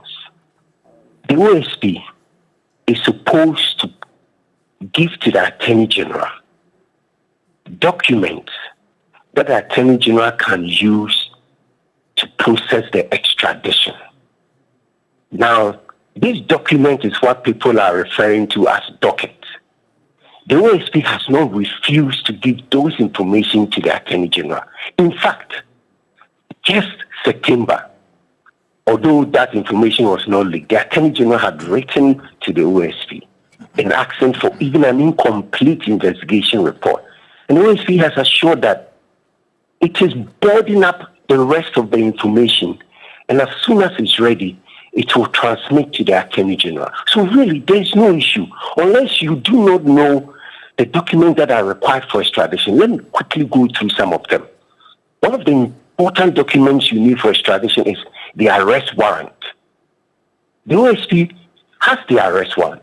And if you remember, I know that the media has not been covering it. Since we got the arrest warrant against Mr. Furiata, he has sued the OSP about 7-8 times. And the OSP since June has been battling these lawsuits alone in court, just to ensure that the arrest warrants remain valid. The next thing you will need is an Interpol red notice. The OSP worked tirelessly and secured the Interpol red notice. And the red notice is alive as we speak. Even as I talk to you, Interpol International has written to us to justify why he should continue to remain on it. And that is routine. Almost every 6 months, you have to justify why a person should continue to be on red notice. And people don't know the meaning of red notice. It means that the OSP has effectively restricted the movement of Mr. Oforiatta. Hitherto, we have records that shows that he was crisscrossing America and London. But currently, as we speak, he cannot do that. And we know that he's currently somewhere in Maryland, Virginia, Washington. And so those who think nothing has been done, a lot has been done to even restrict his movement to one particular place. Now, there are other things you need to add to the extradition briefing, which is the offenses you have charged the person with. And then there's something called constitutionality. You need to justify whether the offenses here is the same as there. And then the most important thing that the American court will look at is the issue of the political character, political bias, witch hunt. You need to justify that the person is not being persecuted but being prosecuted for stated offenses. It has nothing to do with politics. That is the most important one. And these other ones is the AG that will be justifying it. What we need to provide to the AG, we have majority of them. The only thing left is the fact that we said that we have discovered a lot, volumes of documents that we were analyzing to board up our charges against Mr. Oforiatta. And so we will finish with it. And these documents were the documents we retrieved from SML's office when we searched the SML's office. And we are saying that we need time to analyze these documents and add it. So it's not like I think we have not given the Attorney General any briefing or any information that he needs to do it. We are only adding to it. And that cannot be construed to mean a delay or that we don't want to give anything to the Attorney General. So those who don't understand will always come and talk, docket. But it's not an issue of docket. It's an issue of information. Sami Darko, are you saying the Attorney General, Dominic Ayene, as well as his deputy, Sremsai, do not understand the processes you've explained? Is that the position of your office? That is your position. And it's born out of a misunderstanding of what I've just explained to you. Because if you listen to me carefully, you notice that I've told you that whatever is being requested for is being given. So there is nothing like not being given. And let me tell you something. Whoever leaked this information wanted what we are doing now. That's what the person wanted. Because you see, it's not all correspondence that was even leaked. If the person had added the other ones to it, there will be no need for this discussion. The storm in a teacup, because we have moved past where the release was up to. But what I'm telling you now is that it's not an issue about a docket. It's an issue about OSP putting documents in a file and giving it to the Attorney General to complete. Let me tell you something. Mr. Oforiatta is not the only one that OSP is investigating the SML matter. We have about 22 suspects. Are they on red notice? How can someone be on red notice if they are in Ghana? So if you allow me to explain to you. We are talking in this instant case relating to Ken Oforiatta, for which we've had a reaction from the Deputy Attorney General. And your explanation is that there seemed to be some miscommunication or a misunderstanding. And I'm saying that, is that the official position of the OSP? No, I have not said that. Or do you not think that Sremsai, who is a Deputy Attorney General, doesn't understand the processes? Because in that interaction, this is what he says, Sami Darko. I want to make it clear. That's the office of the Attorney General, are the only authority that can initiate and make an extradition request. But we need the investigative docket from the OSP to do so. And he continues, Sami Darko, that as of today, we still don't have the docket, despite sending several requests, including written formal letters and demands. What are you saying, Sami Darko? And that's what I've told you. You don't shout. Just take your time and listen. I'm not shouting. I'm in my studio. I know that your listeners and viewers will understand what I'm telling you. What the Deputy Attorney General said is what we have clarified for you. For instance, there has not been any several demand on us.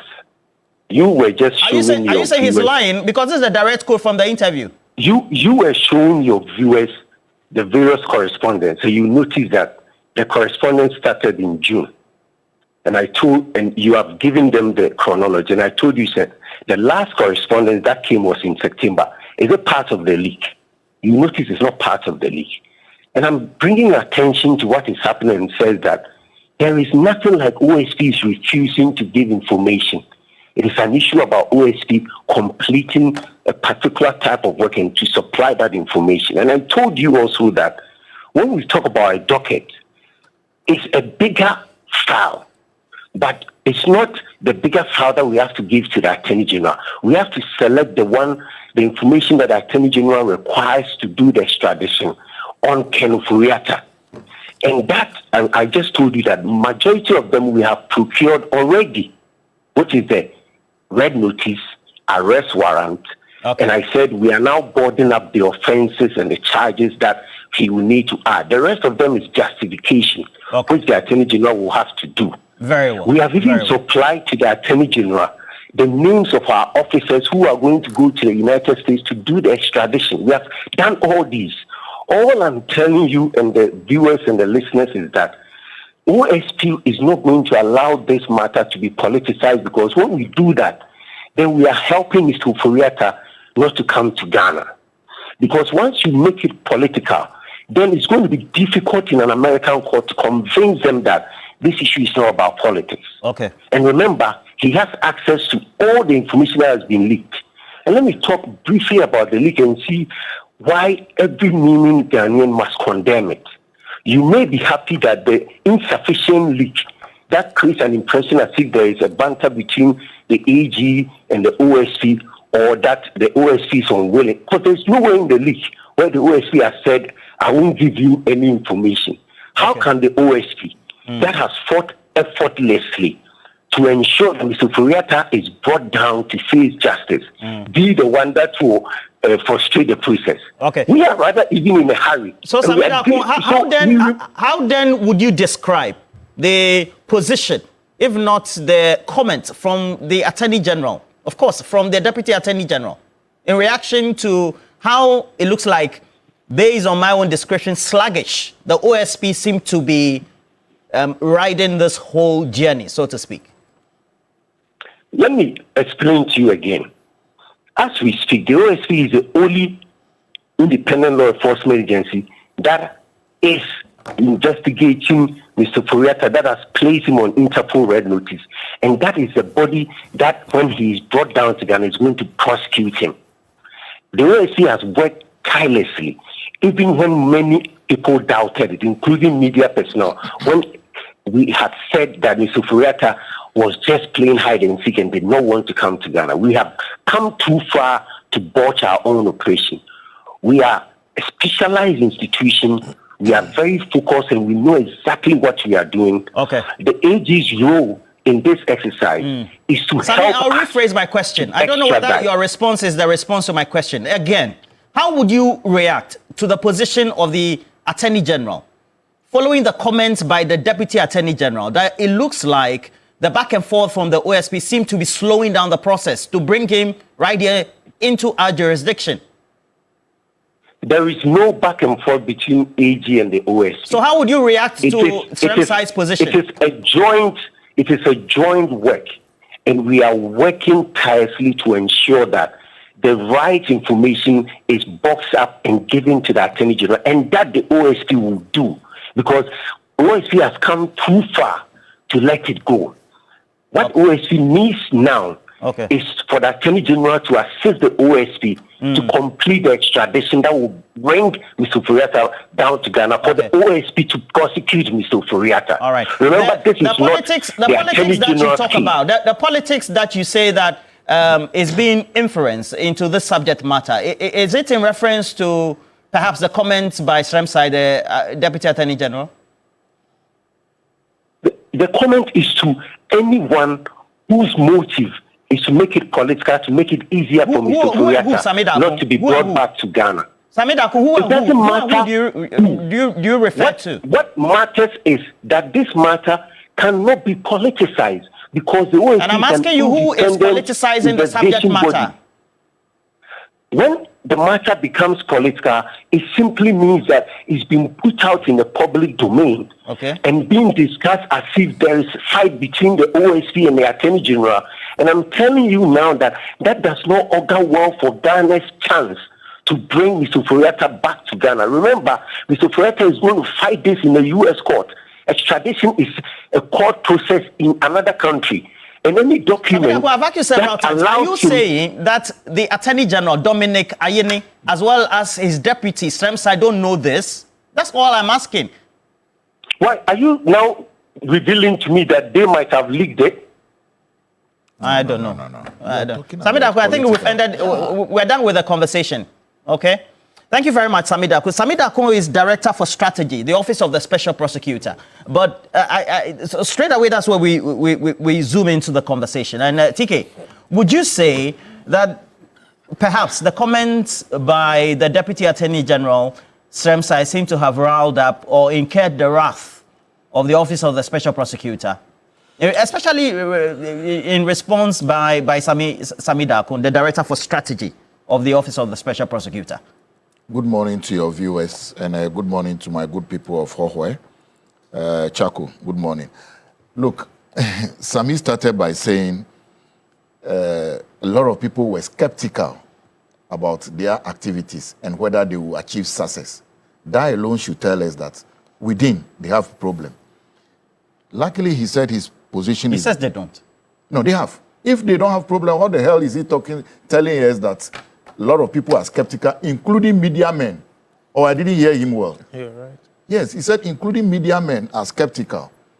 Now, he says he's the Director of Strategy. Is that a strategy he has advised us to do? Look, for the AG or the Deputy AG to have come out to tell us this, it means there's a problem. Because both Dr. Sremsai and Dr. Ayine are good guys who will go to the hilt and do the job. The OSP knows very well they cannot initiate extradition proceedings. For you to extradite somebody from the US, there has to be a probable cause. It takes a lot of steps for us to get there. Now, he's talking about people reading politics into it. You ask him several times, who will read politics into this? He couldn't tell us. Just because the message comes into the public domain, he should give us a break. Look, they should, if he's the Director of Strategy, they should just go and conduct a research and see the public perception of how they realize how they're handling this Ken Ofori-Atta story. Now, there is no way we will agree or admit the fact that they are doing a very good job with this Ken Ofori-Atta strategy. No. He talks about the fact that the docket is a bigger file. What is he talking about? Docket is a bigger file. What if Ken Ofori-Atta arrives in Ghana today, they arrest, and they say make disclosures? They are going to take this number of years to disclose what they brought him to court for? No, please, give us a break. Do the job. Get them. He also tells us that they have sent their personnel to AG. The AG says, give us your personnel and the docket. And you send the personnel without the docket. What are you trying to say? Please. His justification, and he's explained that these are processes, and so it's only a back and forth. It's not as if there's bad blood, so to speak. That is, based on my own reading, and then the public opinion interrogation of what the responses were from Sremsai, to be a certain bad blood between the two institutions. You see, does it mean that they were not ready when they wanted to initiate the extradition process? They should have been ready. Because by the time you are talking to the AG to say that we want to bring this guy back, you must have all your things in place. Is it that they don't know the processes that lead to the extradition of somebody from the US, that the AG has to ask you, give me this, give me that, before you bring the person in? You see, I don't know whether, I know Samidaku is a journalist, I think so. But yes, he's a trained journalist. He's a trained journalist. But practice yes, also but I think widely. I think at this stage, he's not communicating well. Because there is some level of apprehension with the public to say, this guy is serious. This to and fro with Ken Ofori-Atta has taken so long that everybody is getting impatient. Look, my venerable senior Chachichi Kata, he was way away in outside Ghana when they said they wanted him. He came in and faced prosecution. So if Ken Ofori-Atta has nothing to hide, why is he away? In any case, you are saying that if the team becomes political, was Ken Ofori-Atta a revenue minister or something? He was a politician. Yeah, but he says that, yes, especially in this instance case when you have to deal with extradition. Yes. Where we He's know not that being brought where we because- know that the processes are you have to inform another country for Yes. them to ensure that they trigger the processes of using their law enforcement agencies to bring that person. Good. The excuse could be given by that person that it is because I'm They a want top to do politician politi- and then I'm being targeted for Let's persecution, way. etc. So Sami says the Office of the Special Prosecutor wants to make sure that that is not construed to be the subject. No, you see, when you want to extradite somebody from the U.S., you need to submit arrest warrants, you need to submit charge sheets, you need to submit all that. Very well. Then for the Justice Department to go through it, the Justice Department satisfied that there's a probable cause, will send it to a magistrate. The magistrate will go through it and see if there is a probable cause. Then they will submit to the Secretary of State. The Secretary of State will okay it. If the Secretary of State okays it, then they will get the marshals to bring the person in. So there is a long chain. That is the very reason why the AG is saying, give us what you have. Let us see if these things meet the criteria for somebody to determine that there is a probable cause before you bring the person. Now you are there shouting on top of your, on the rooftop that we want the person brought in. Give us, look, they have admitted they don't have the mandate to initiate the process. The person who has the mandate says, give me this. And you think that Honorable Dr. Semsai would come on national TV and make such an accusation just for the sake of it? You call it accusation? Yes. I mean, how would he say such a thing without any justification? Look, Honorable Justice is such a fine gentleman just to throw away words like that. No, there is something. They don't appear to be cooperating with the AG. Let somebody tell them in their face. They are not cooperating. Get the docket in. You send your personnel without the docket. Now you are telling us the docket is almost ready. What did you have when you wrote to the Office of the President? In any case, is it the Office of the President that will initiate the extradition process? Senior, perhaps I am wrong. Is it the Office of the President that you wrote to the Chief of Staff, while the AG is the one who will initiate? So the reply has to come to the AG for the AG to start it. Is it that the Special Prosecutor doesn't know? Please, they are toying with this kind of Oriata thing too much, but somehow justice will be done. And so far, your observations, the opinion out there is that the OSP is being slow in this whole process. But Sami also says, based on explanation, it's by procedure. And those procedures so far are going according to plan. Thank you, Roland, and good morning to my friends. Roland, at least let it be on record that I'm not a lawyer. We will try to do justice with the help of the lawyers here. So if we're mistaken, then you try to correct us. Sami Darko and his boss are not being fair and honest to Ghanaians. You mean the Office of the Special Prosecutor? Let's not make it personal. Of course, I mean, he's occupying an office. There is a person occupying the office. He spoke on behalf of the office. And he's not being an honest gentleman. What he's doing is more of an institutional politicking. You know, trying to... Institutional politicking? Yes. Or no, so he should look for the meaning. He's doing institutional politicking, trying to do some dummy playing, you know, draft, put it here and I put it there, just for justification. You remember, on one of the shows, on Tuesday, 3rd June, this year, I was here, right here. I was seated here close to Dog. And I said that there is a relationship between the OSP and the Kenoforiata family. And until that is dealt with, it's going to be difficult for the OSP to do what I don't understand. You're raising this as an allegation again? You did that the first time? Of course, and I've said it, he has not denied it. There is a relationship between the two. And until that is dealt with, there is no way, what's his name, Ajabin, would have the balls to be able to execute the mandate Ghanaians have given him. You see, it is hard time he understands that Ghanaians have given him a job to do. No matter the relationship he has, even if Kenoforiata is the father, he has to ensure that the procedures are followed. You understand me? And Roland, this case is a test of Ghana's commitment to equal justice. How so? Do you think, in any case, that if I were Kenoforiata, I wouldn't have been brought to Ghana by now? I don't understand. Ken Oforiatta. If and Nanayaw. Between Ken Oforiatta and Nanayaw Sapon. Yes. Of Movement for Change and UP. UP plus. UP. United Party. You're saying, and is it because of the reputation or so that's what I'm saying. It is a test of Ghana's commitment to equal justice.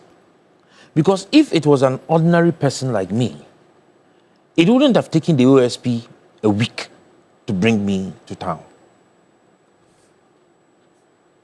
You understand? And Sami Dakun comes on national television and tries to throw jargons and speak English for who to understand. He's making justifications. What justification? We put him there, we use taxpayers' money to pay him to work. And you are coming to speak English to us. Now, this is very fundamental. There are two things involved. Extradition, and when we have gone beyond and everything occurs, we can even, our laws allow for trial in absentia. Yes, but... Am I right? Yes. So it's a step. I mean, there are steps you would follow. So, under no circumstance should the OSP come to tell us that. And I was asking you, I think there is a case. As when they said they don't know his whereabouts, he contradicted himself. At the end of the day, he said the red alert now has restricted his movement. And he used to go between Maryland and London. And when he realized himself that he was being caught in his own trap, he said now his movement is restricted within Maryland. It means he knows where he is. You are telling me he's contesting you in court. Lawyer, you have been a lecturer in the law school. Can anybody file a suit without an address? No. There is an authority in Supreme Court here, NIB versus the Standard Offshore. You cannot. So they know the exact foreign address of Ken Oforiatta. And if they would allow and give what the Attorney General is seeking for him to process the extradition, whatever, then they definitely will be brought home. You cannot tell me you've gone to file. He's contesting you in court through his lawyers, yet you don't know where he is. That's a blatant lie. You don't look Ghanaians in the face and then... You're making strong inference and allegations. Why is it that any time... That he knows that there is in Maryland. Cases are filed, there are addresses, and so they know where he is. Of course. I'm not a lawyer, I'm saying that. You cannot file. And that's why the lawyers are here and I'm asking the question. Is it possible for you to file without an address? They always put specific address there. And they are always very specific. And I'm saying that there was a case between NIB and Standard Offshore.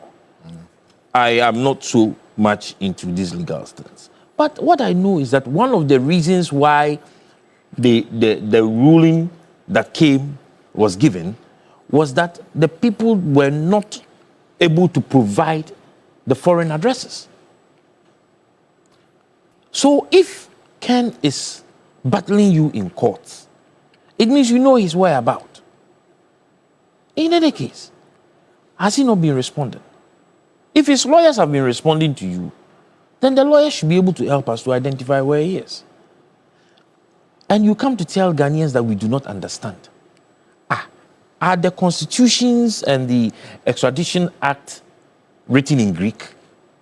It should be fair to our intelligence. We can read and understand. I mean, being a strategist doesn't put you above any Ghanaian.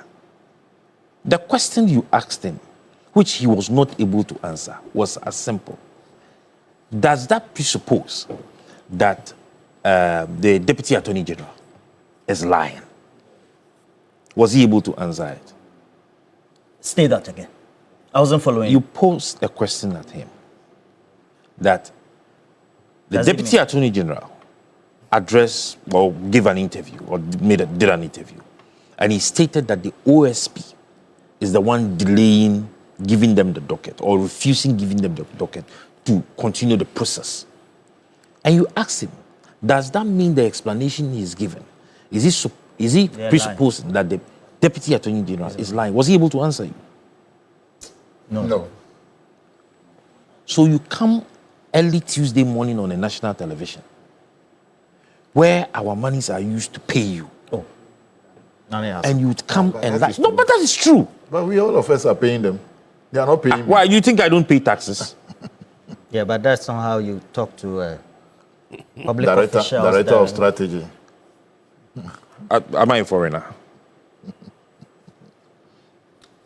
No, I'm asking. Roland, am I a foreigner? So you're speaking like a citizen. I'm a citizen, not a spectator. It's as simple as that. You see, we need to be able to deal with this issue of corruption without thinking of whatever that happens between friendship or relationships. Okay?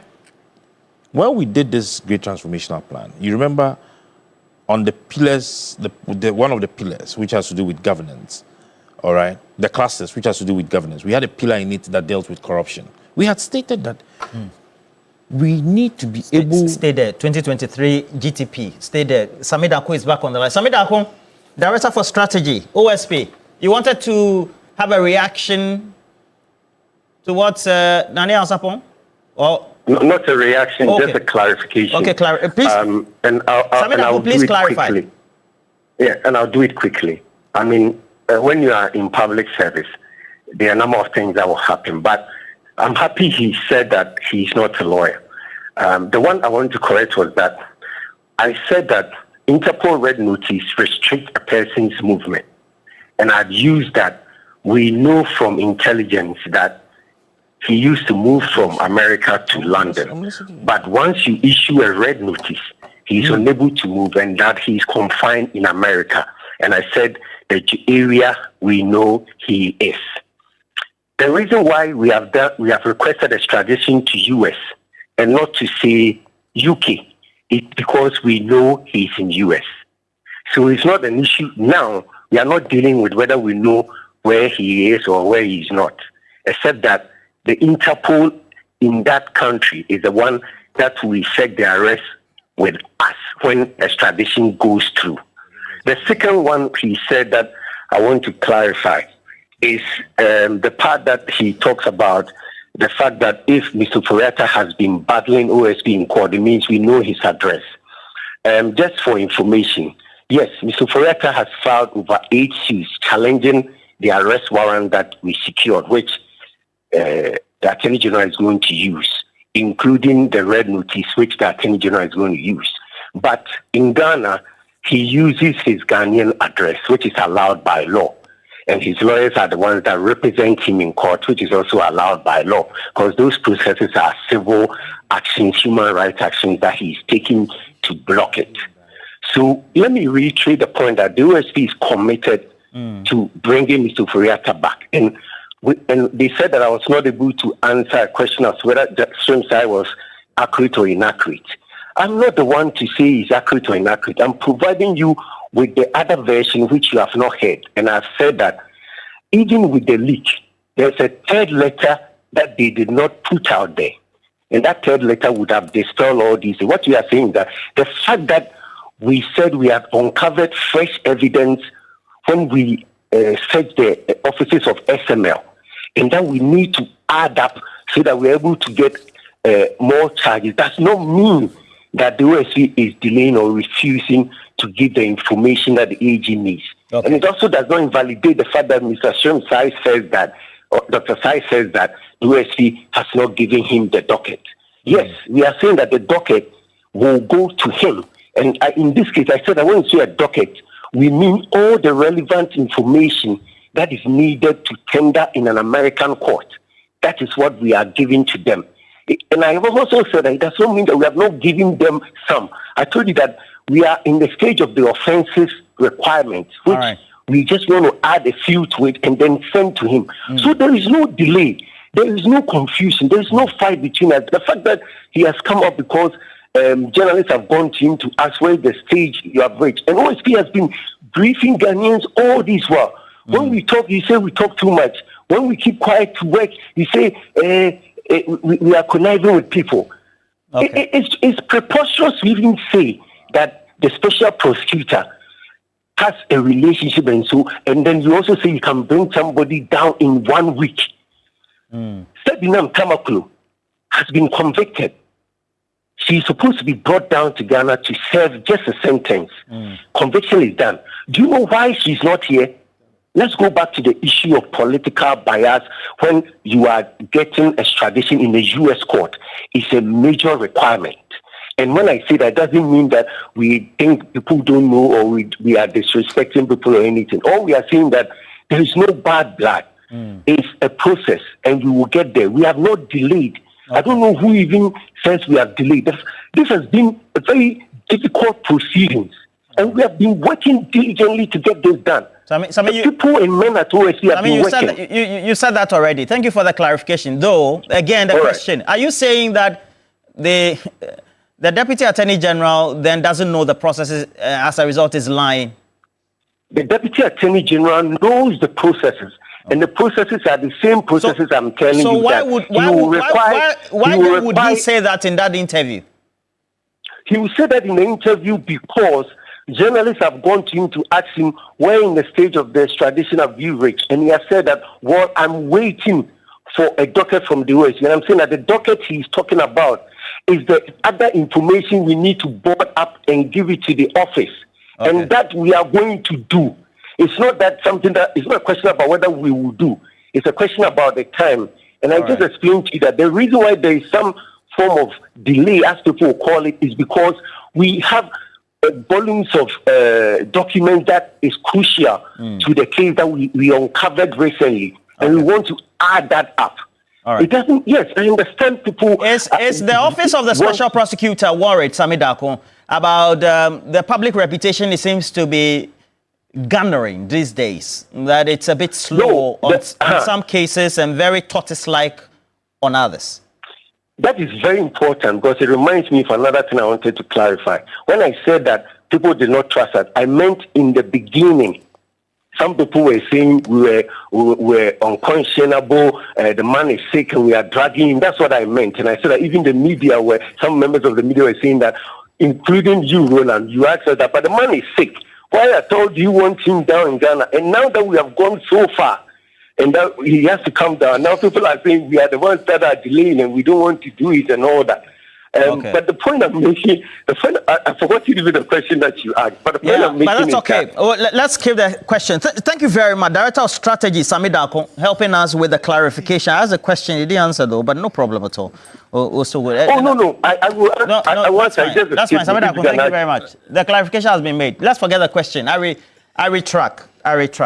Now, so the subject matter that he clarified was that no. The subject matter that he clarified was the fact that they are not slow and that they are not deliberate actions on their part to make sure. From June, you have been gathering, or not gathering, but you are trying to put papers in a file called a docket from June. Yeah. June, July, and now they have August, September, October. The lawyer said the wheels of justice grind. Not this type of. Nobody is telling them to rush. Two lawyers here. Nobody is telling them to rush. But when you have asked him a question, he himself is telling us, without you even asking him, that Ghanaians from the beginning didn't trust them. We still don't trust them. When it comes to OSP and Kenufuriata, that should be established. It is not as if, and I was saying that, with what is happening, Roland, Ghanaians should agree with us, saying that we need to introduce the anti-corruption czar in this country. But we have the OSP. Which one? Which OSP? Anti-corruption ombudsman again. We have. You see, OSP. The problem we are having is that there are so many institutions trying to deal with corruption. If you're able to synchronize all of these institutions, you will not come and tell me OSP is refusing to give you a docket. And you won't come and tell me that you are using 7 months to try to gather the papers you yourself have investigated and they are with you, trying to put them in. In any case, are they those who are supposed to trigger? Or do we need all of those new, what is the name he said that the New new evidence. findings. Yes, new evidence. The new evidence. Do they need all of that to be able to trigger the process? What you have already, what we have been dealing with for months, that which you stood on to put him on red alert, is it not enough for you to trigger the process? Is it not enough? So does that mean that if tomorrow they are able to uncover new evidence and new findings, we would have to hold on the process again and add up? Well, I'm not a lawyer. You are lawyers. Is that what's supposed to happen? Yeah.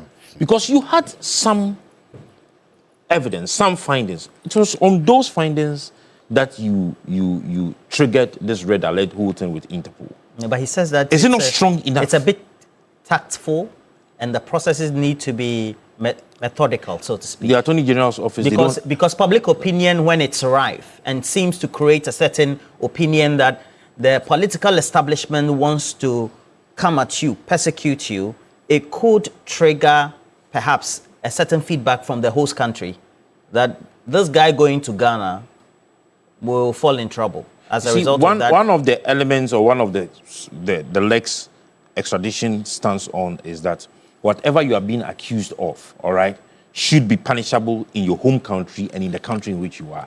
Please, does the US, whichever state he is, do they pamper corruption? No.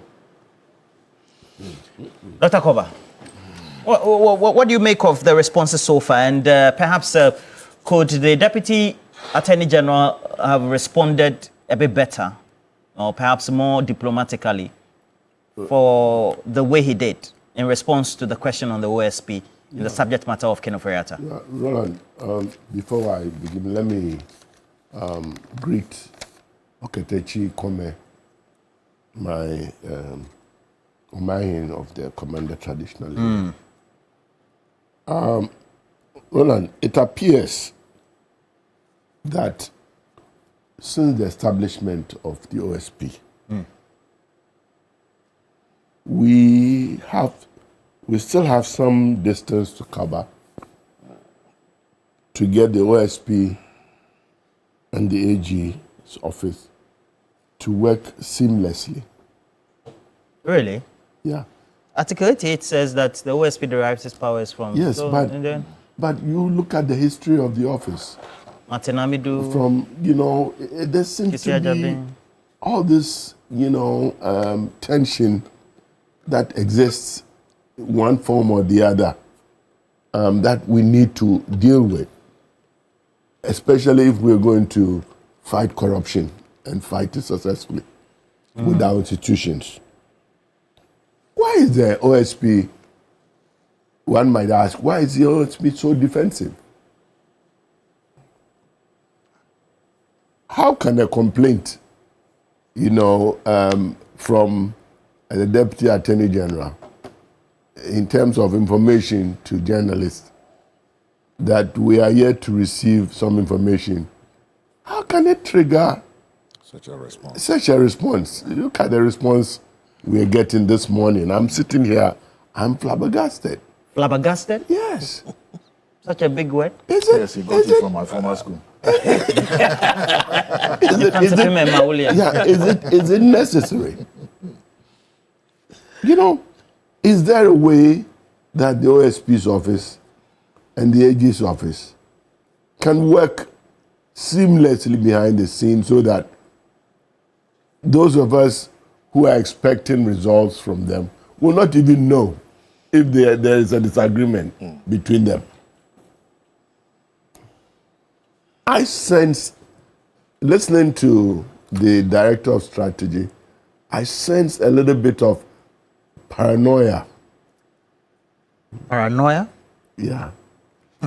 Flabbergasted paranoia. I can recall, I'm sure you will remember, the OSP's press conference. The one he sang. Which one? Akwanuma. Yeah. I think there is still a bit of that going on.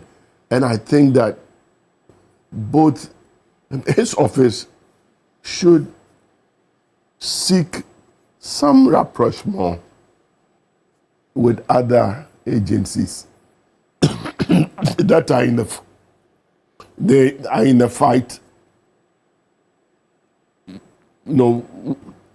to counter corruption. We need them to work together. I think that we need to get over this paranoia.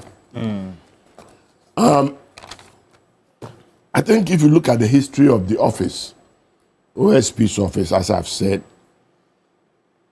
we need to get over this history of what I think is suspicions and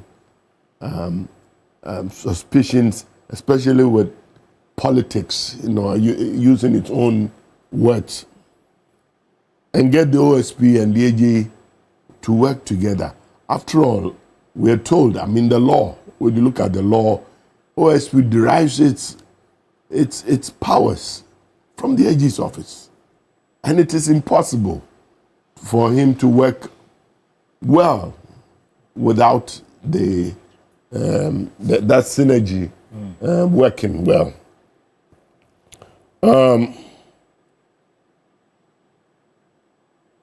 This looks to me too much like Ghana washing its dirty linen in the clear view of the whole world.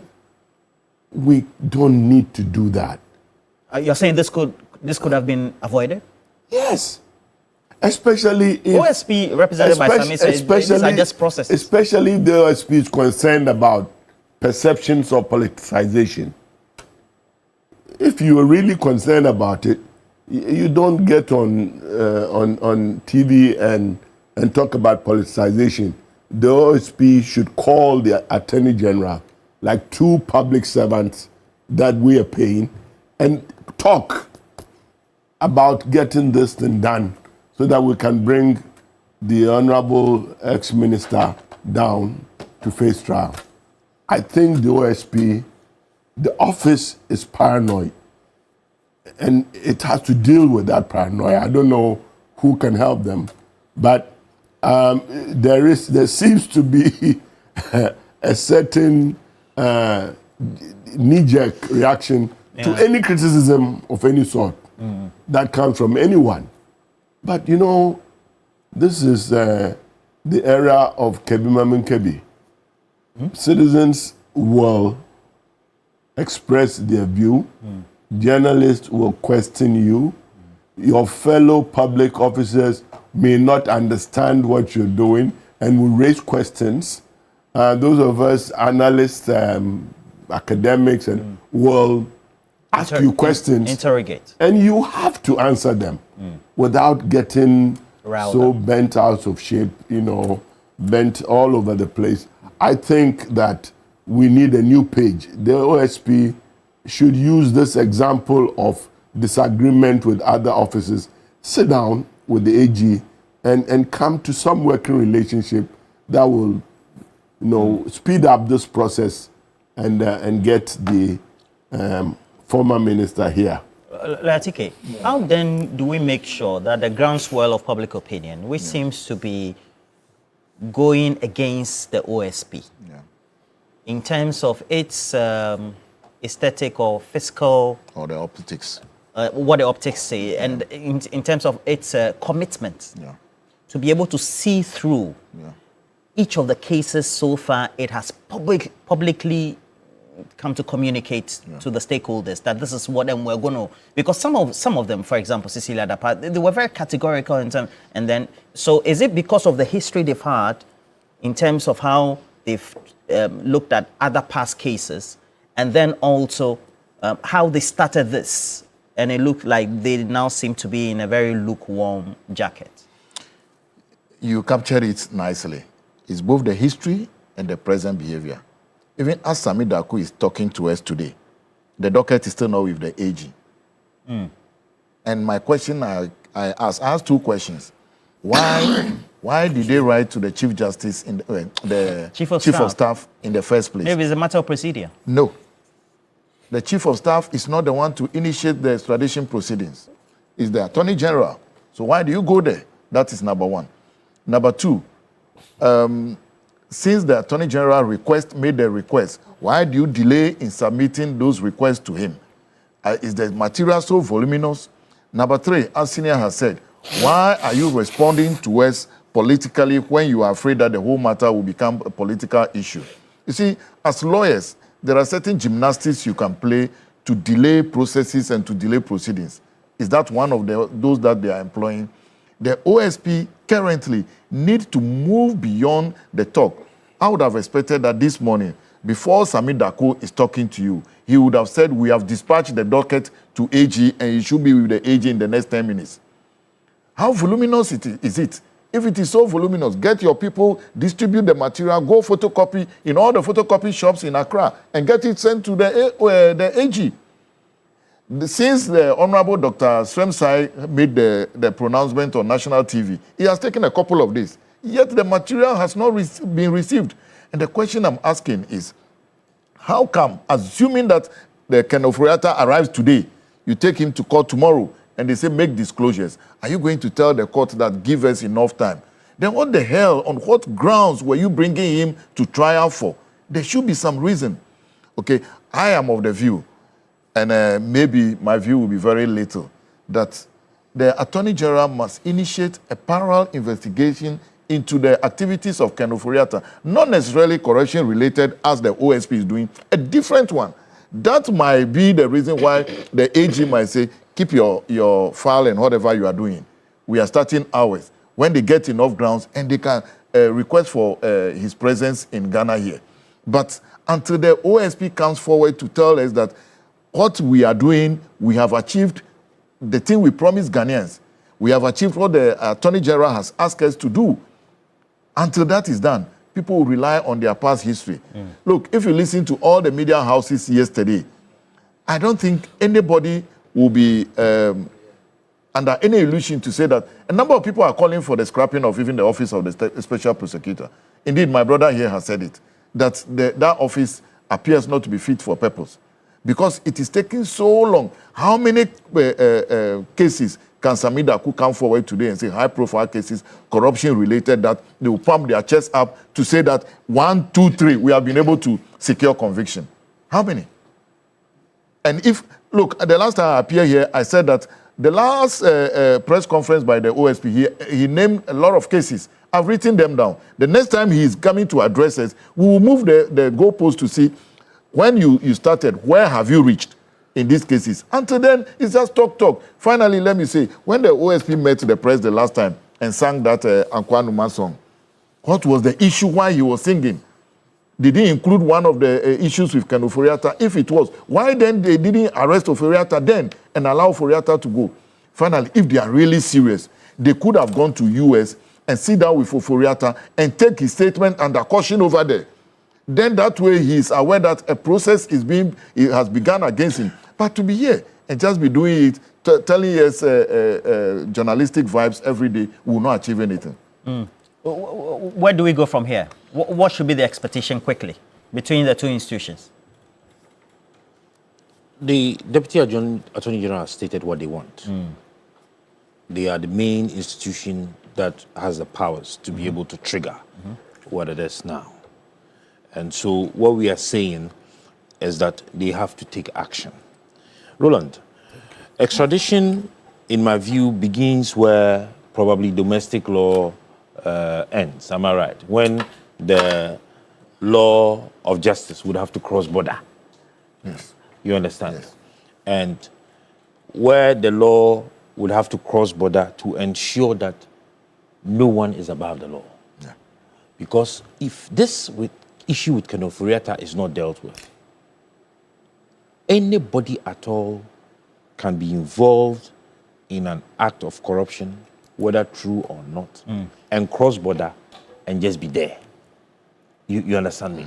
And Sami Dako should give us a break trying to bring in somebody who has undergone trial in absentia and has been convicted. What is the lady's name? Sedinam. What has Sedinam's issue got to do with this? This is what Ghanaians are calling out for. The man has served as finance minister. We say we have issues. Our money is with him. He should bring our money. Is that not what we are asking? That's all. Bring him home. Let him come and answer questions. Simplicity. You have done your work. No, another person has to continue.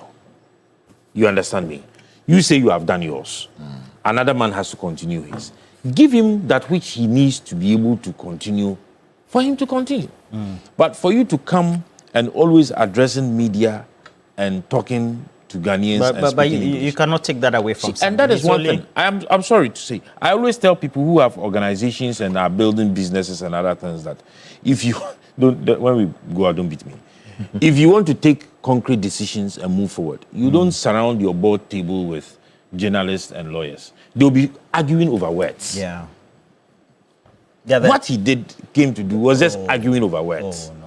He's responding on behalf of his organization. And I think Sami is well primed. He's a legal practitioner. That's what I'm saying. A lawyer. That if you don't want to go forward in your institution, for a number of years. actually corresponded for the BBC. So he's right. In the group, he's talking about lawyers and journalists. And I'm not a lawyer. I'm not a journalist. No, I mean, but he has the two. You didn't know. Why would be free by Okay. Until what say? I mean, they want the docket. So Senate, no complaints. No complaints. So how do we resolve? The two institutions should work together? Yeah, I think quickly, so. just in 2 minutes. I think I don't know the OSP. I mean the SP. The person? The person. Oh, he was I've never met him. Shadrach, bring his Kwanuma video so that you see. I've never met him, but I've read a lot about him. Yeah. And I've heard good things about him. Yeah. I have read quite a bit about, Dr. Ine and Dr. Srem. These are good people, solid people. They should sit together and deal with this. Because we need the AG's office and the OSP to work together for us to achieve result in our fight against corruption. What is happening is just not good enough. Right. And and I think that, look, the history of OSP needs to be looked at. They have to sit in their staff meetings and think about the way they are perceived out there from the beginning, from its inception. And I think they need to do something about the history of the office and how it is resulting in all these public perceptions, which in effect is making them paranoid, in my opinion. They are causing financial loss to the state. Paranoid. Yes.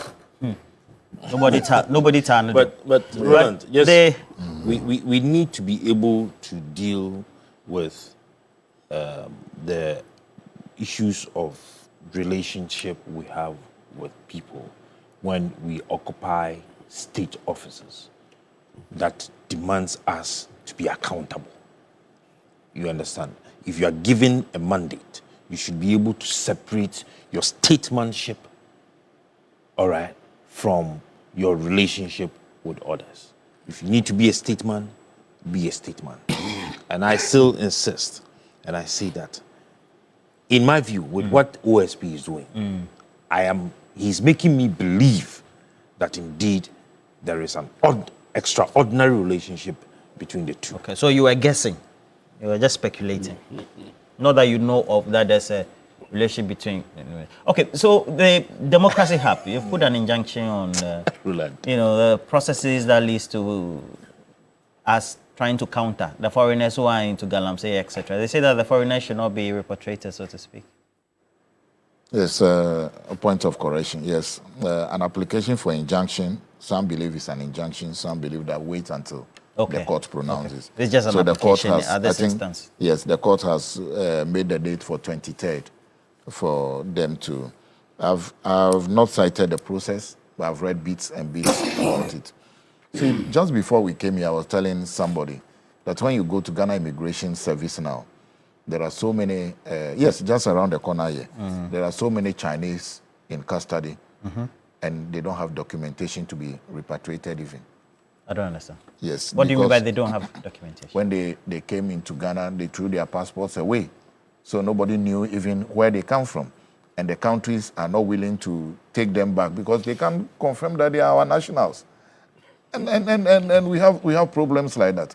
Then when you also want to prosecute them and get some of these things done, it is on the cost to the nation. So what the minister said, it was way back. I don't know why they have just woken up to it. Way back that the minister said that, look, instead of prosecuting, jailing the people and keeping them here, feeding them, when we get you, let them send you away. And this was discussed to a large extent, and the minister gave all his explanations as to why he felt that we should do this. I will be slightly surprised if the court will rule in their favor, because there have been decided cases that you don't injunct state institutions from doing their work. Whether that involves a breach of a statute, that is another. But we give the minister the position to work on our behalf. Here we are complaining about the sort of situations we are finding every day. And the minister says, once we get someone, we will not spend time, get bail, wait for extradition, etc. The moment you are arrested, so it's for want of expediency. Yes, it's just for us to do it fast track without waiting for all these things. Sometimes these things are needed for the situation we find ourselves in. So I pray, let's wait, let's see what the outcome will be. Now, granted that they are successful and there's an injunction, what next? We got the people and we allow them to roam, go back to the field and continue doing the work? No. We need to get our act together. This Galamsey thing, everybody is complaining. About 2 weeks ago, I was called for about 18 of them that they want to appear before court. I went to meet the guys. They don't want to tell you where they come from. Where, if you get the and this is your personal encounter as a lawyer? My personal encounter. Where are you sending them to? But that's deliberate, is it not? Yes, that is why we have identified. Do that. Yes, so we have identified. To immigration laws, you can you do your renewals every 3 months. Yes, we have identified where they come from. The moment we get you, we send you. Look, and even the extradition, the deportation, you need to get the Chinese to give them travel documents to be able to go, and all can take time. Let alone going through the court process. We want to send a clear message there. It is not a matter of you go and you will come back. No. We will put you on our stop list. You will not be able to come back. So you're for the option of sending the people back. Repatriation. Exactly. Okay. But how do we distinguish Lin Juan against Lin Gundo? Aisha Wan, that particular case has shown that she was out, came in, same face, different name. Immigration officers just are not able to, I don't know. I have distinguish. I have never been in favor of the school of thought that they should be taken back to their homeland. And when this whole discussion or this topic came up some time back, I said that around April. You remember the statement I made? I said that, listen, if it were their country, they will prosecute us. They will jail us. Now, fortunately, the Minister for Lands wants to undertake land reclamation. So if they are arrested, like these 18 people, and they are found guilty of having been involved in Galamsey, it is simple. You put them in jail with hard labor. Then when the time comes for us to start the reclamation exercise and we need labor, that is cheap labor. We put them on the field. You destroyed our land. Begin to work. You understand me? When they have worked on the land reclamation for about 4 hours in a day, they would use the other 4 hours to go and farm food crop that will be used in feeding them. It is as simple as that. So we don't waste much money on them. But for us to arrest them for destroying our land. What happens when you send them to the field and they refuse to work? That's a on camera new. Camera. You mean there's no surveillance? The officers are there to ensure they work. And Roland will not be there, lawyer will not be there to be talking human rights plenty. We will deal with the matter there. You see, you can't come and destroy and kill us and expect to be treated like a king. So we will finish, put you on a plane and take you to homeland just like that. I don't know the thinking that went into it, and the minister took a decision that this should be done. I have read. I think he's had copious explanations. I've read his explanations, and to me, it is not so heavy for a debate. You understand me? If the people see, unless otherwise, we are not picturing. All right. I have always said that imaginations are stronger and mightier than knowledge. What our lawyers and others are doing is knowledge, reading and trying to do the law. But imagine the level of destruction. Imagine that, dog, you now have a problem eating contomere. We already do. Just imagine that your sister goes to birth and the child has no arm. Look at the number of people who are dying because of the Galamsey activities. Just imagine these people were your family members. And use that imagination to deal with the people who are causing or doing the Galamsey. So this is not an option? This is not an option. They should be prosecuted here in this country, and we would use them to reclaim our land. We would use them to work. I see. Oliver Bakavoma is joining us. He also heads the Democracy Hub. They have undertaken that injunction application. Good morning to you. Hi, good morning. Well, how are you doing? Chala Deo, long time. I know, you should look for me. Only I see you for TV Top. fighting for Ghana. But you should bring me one more. But if I did perhaps get the Interior Minister correctly or perhaps clearly, he sought to communicate that this action had been undertaken as part of the processes to make sure that we expedite, clean up. So perhaps repatriating foreigners is not bad at all. Is that a good question? Well, I think for all of us as citizens that we have a responsibility to audit the state and how it executes our laws and how it protects the public good. It's been part of Ghanaian folklore that one head does not hold all the wisdom in the world. But even when government is executing laws on our behalf or acting in our best interest, there are certain times where perhaps they may not get things right. And we take a guidance of what is the right thing to do from what the law clearly says. Now, in 2006 is when we passed the Minerals Act. In 2019, the government, by its own wisdom, decided that based on conversations that were happening in the country, that wherever a non-Ghanaian was involved in acts of illegal or irresponsible mining was arrested, that individual ought to serve their sentence before we deport them. That's what the law says. It was specifically introduced in order to deal with the practice where government was now deporting foreign nationals rather than prosecute them. So the government in its own wisdom has taken this approach, an approach that we believe is consistent with the rule of law, because if you hear some of the arguments that have been advanced, that one are prison to a fool, but that has never stopped us. The fact that in Shawam is overcapacity of almost 800% of what was originally intended for has not stopped us from sending more Ghanaians into that place. Somehow it becomes a defense to, or justifies why non-Ghanaians ought to be treated differently from Ghanaians. So that's something that we think that it is fair in the rule of law, and also we think that it undermines, our national sovereignty in the way in which we view that as far as the protection of our environment goes. Perhaps we should even be quite concerned if non-Ghanaians go into the practice of destroying our environment. So the question as to whether or not this is the right approach, I think that's why we are in court, to ensure that the government gets it right. I see. Now, so this one is just trying to interrogate, right? Not trying to say that the action or the course of action is wrong.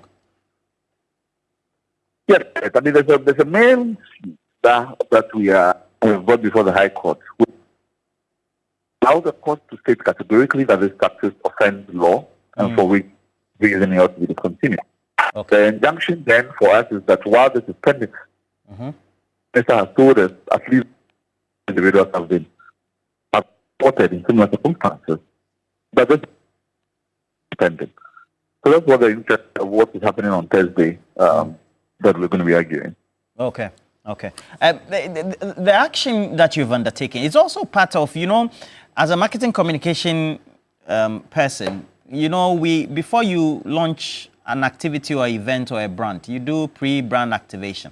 Is it part of it? You try to, create awareness before your main, and you are a very cunning, intelligent, Cambridge-educated person. So, no, let me say this. I mean, I think that Democracy Hub has always been interested in the holistic tools of democratic accountability that exist. We have filed petitions, a petition against Jim Mensah. We have filed lawsuits that have won in the Supreme Court. We have other lawsuits that are also currently before the Supreme Court. They are part of a holistic strategy. Okay. And it's not necessarily an avant-goût or an appetizer before the main action. This is also part of the main action in itself. So it is also just a diversification of the different ways in which you seek to hold government accountable, ultimately. I love you for that. That response got me cracking up. That's a very swift response, so to speak. But let me just pick your mind on this. And I was speaking to Sami Dakon, who is Director for Strategy, OSP. There's a swell of public opinion against the Office of the Special Prosecutor in dealing with specific cases, i.e. we're talking Ken Ofori-Atta in this instance case. Do you think the public opinion should always be against the OSP, or do you think the OSP is just going according to its processes and so it should be given time? All right. Sorry. The line is off. All right. So, Dr. Koba, you have the last word. That option, foreigners being repatriated. Somebody will say it's a good thing, so that you take them away and you reduce their numbers. Because really, they are the deciding factor. They are the disruptive factor, so to speak. Well, I get the sense that the Honorable Minister himself is aware that the import of our law is to have them serve the sentences here, to be prosecuted here, and make sure they go through the full rigor of our laws. But I think the Honorable Minister is also aware that we are dealing with some realities on the ground.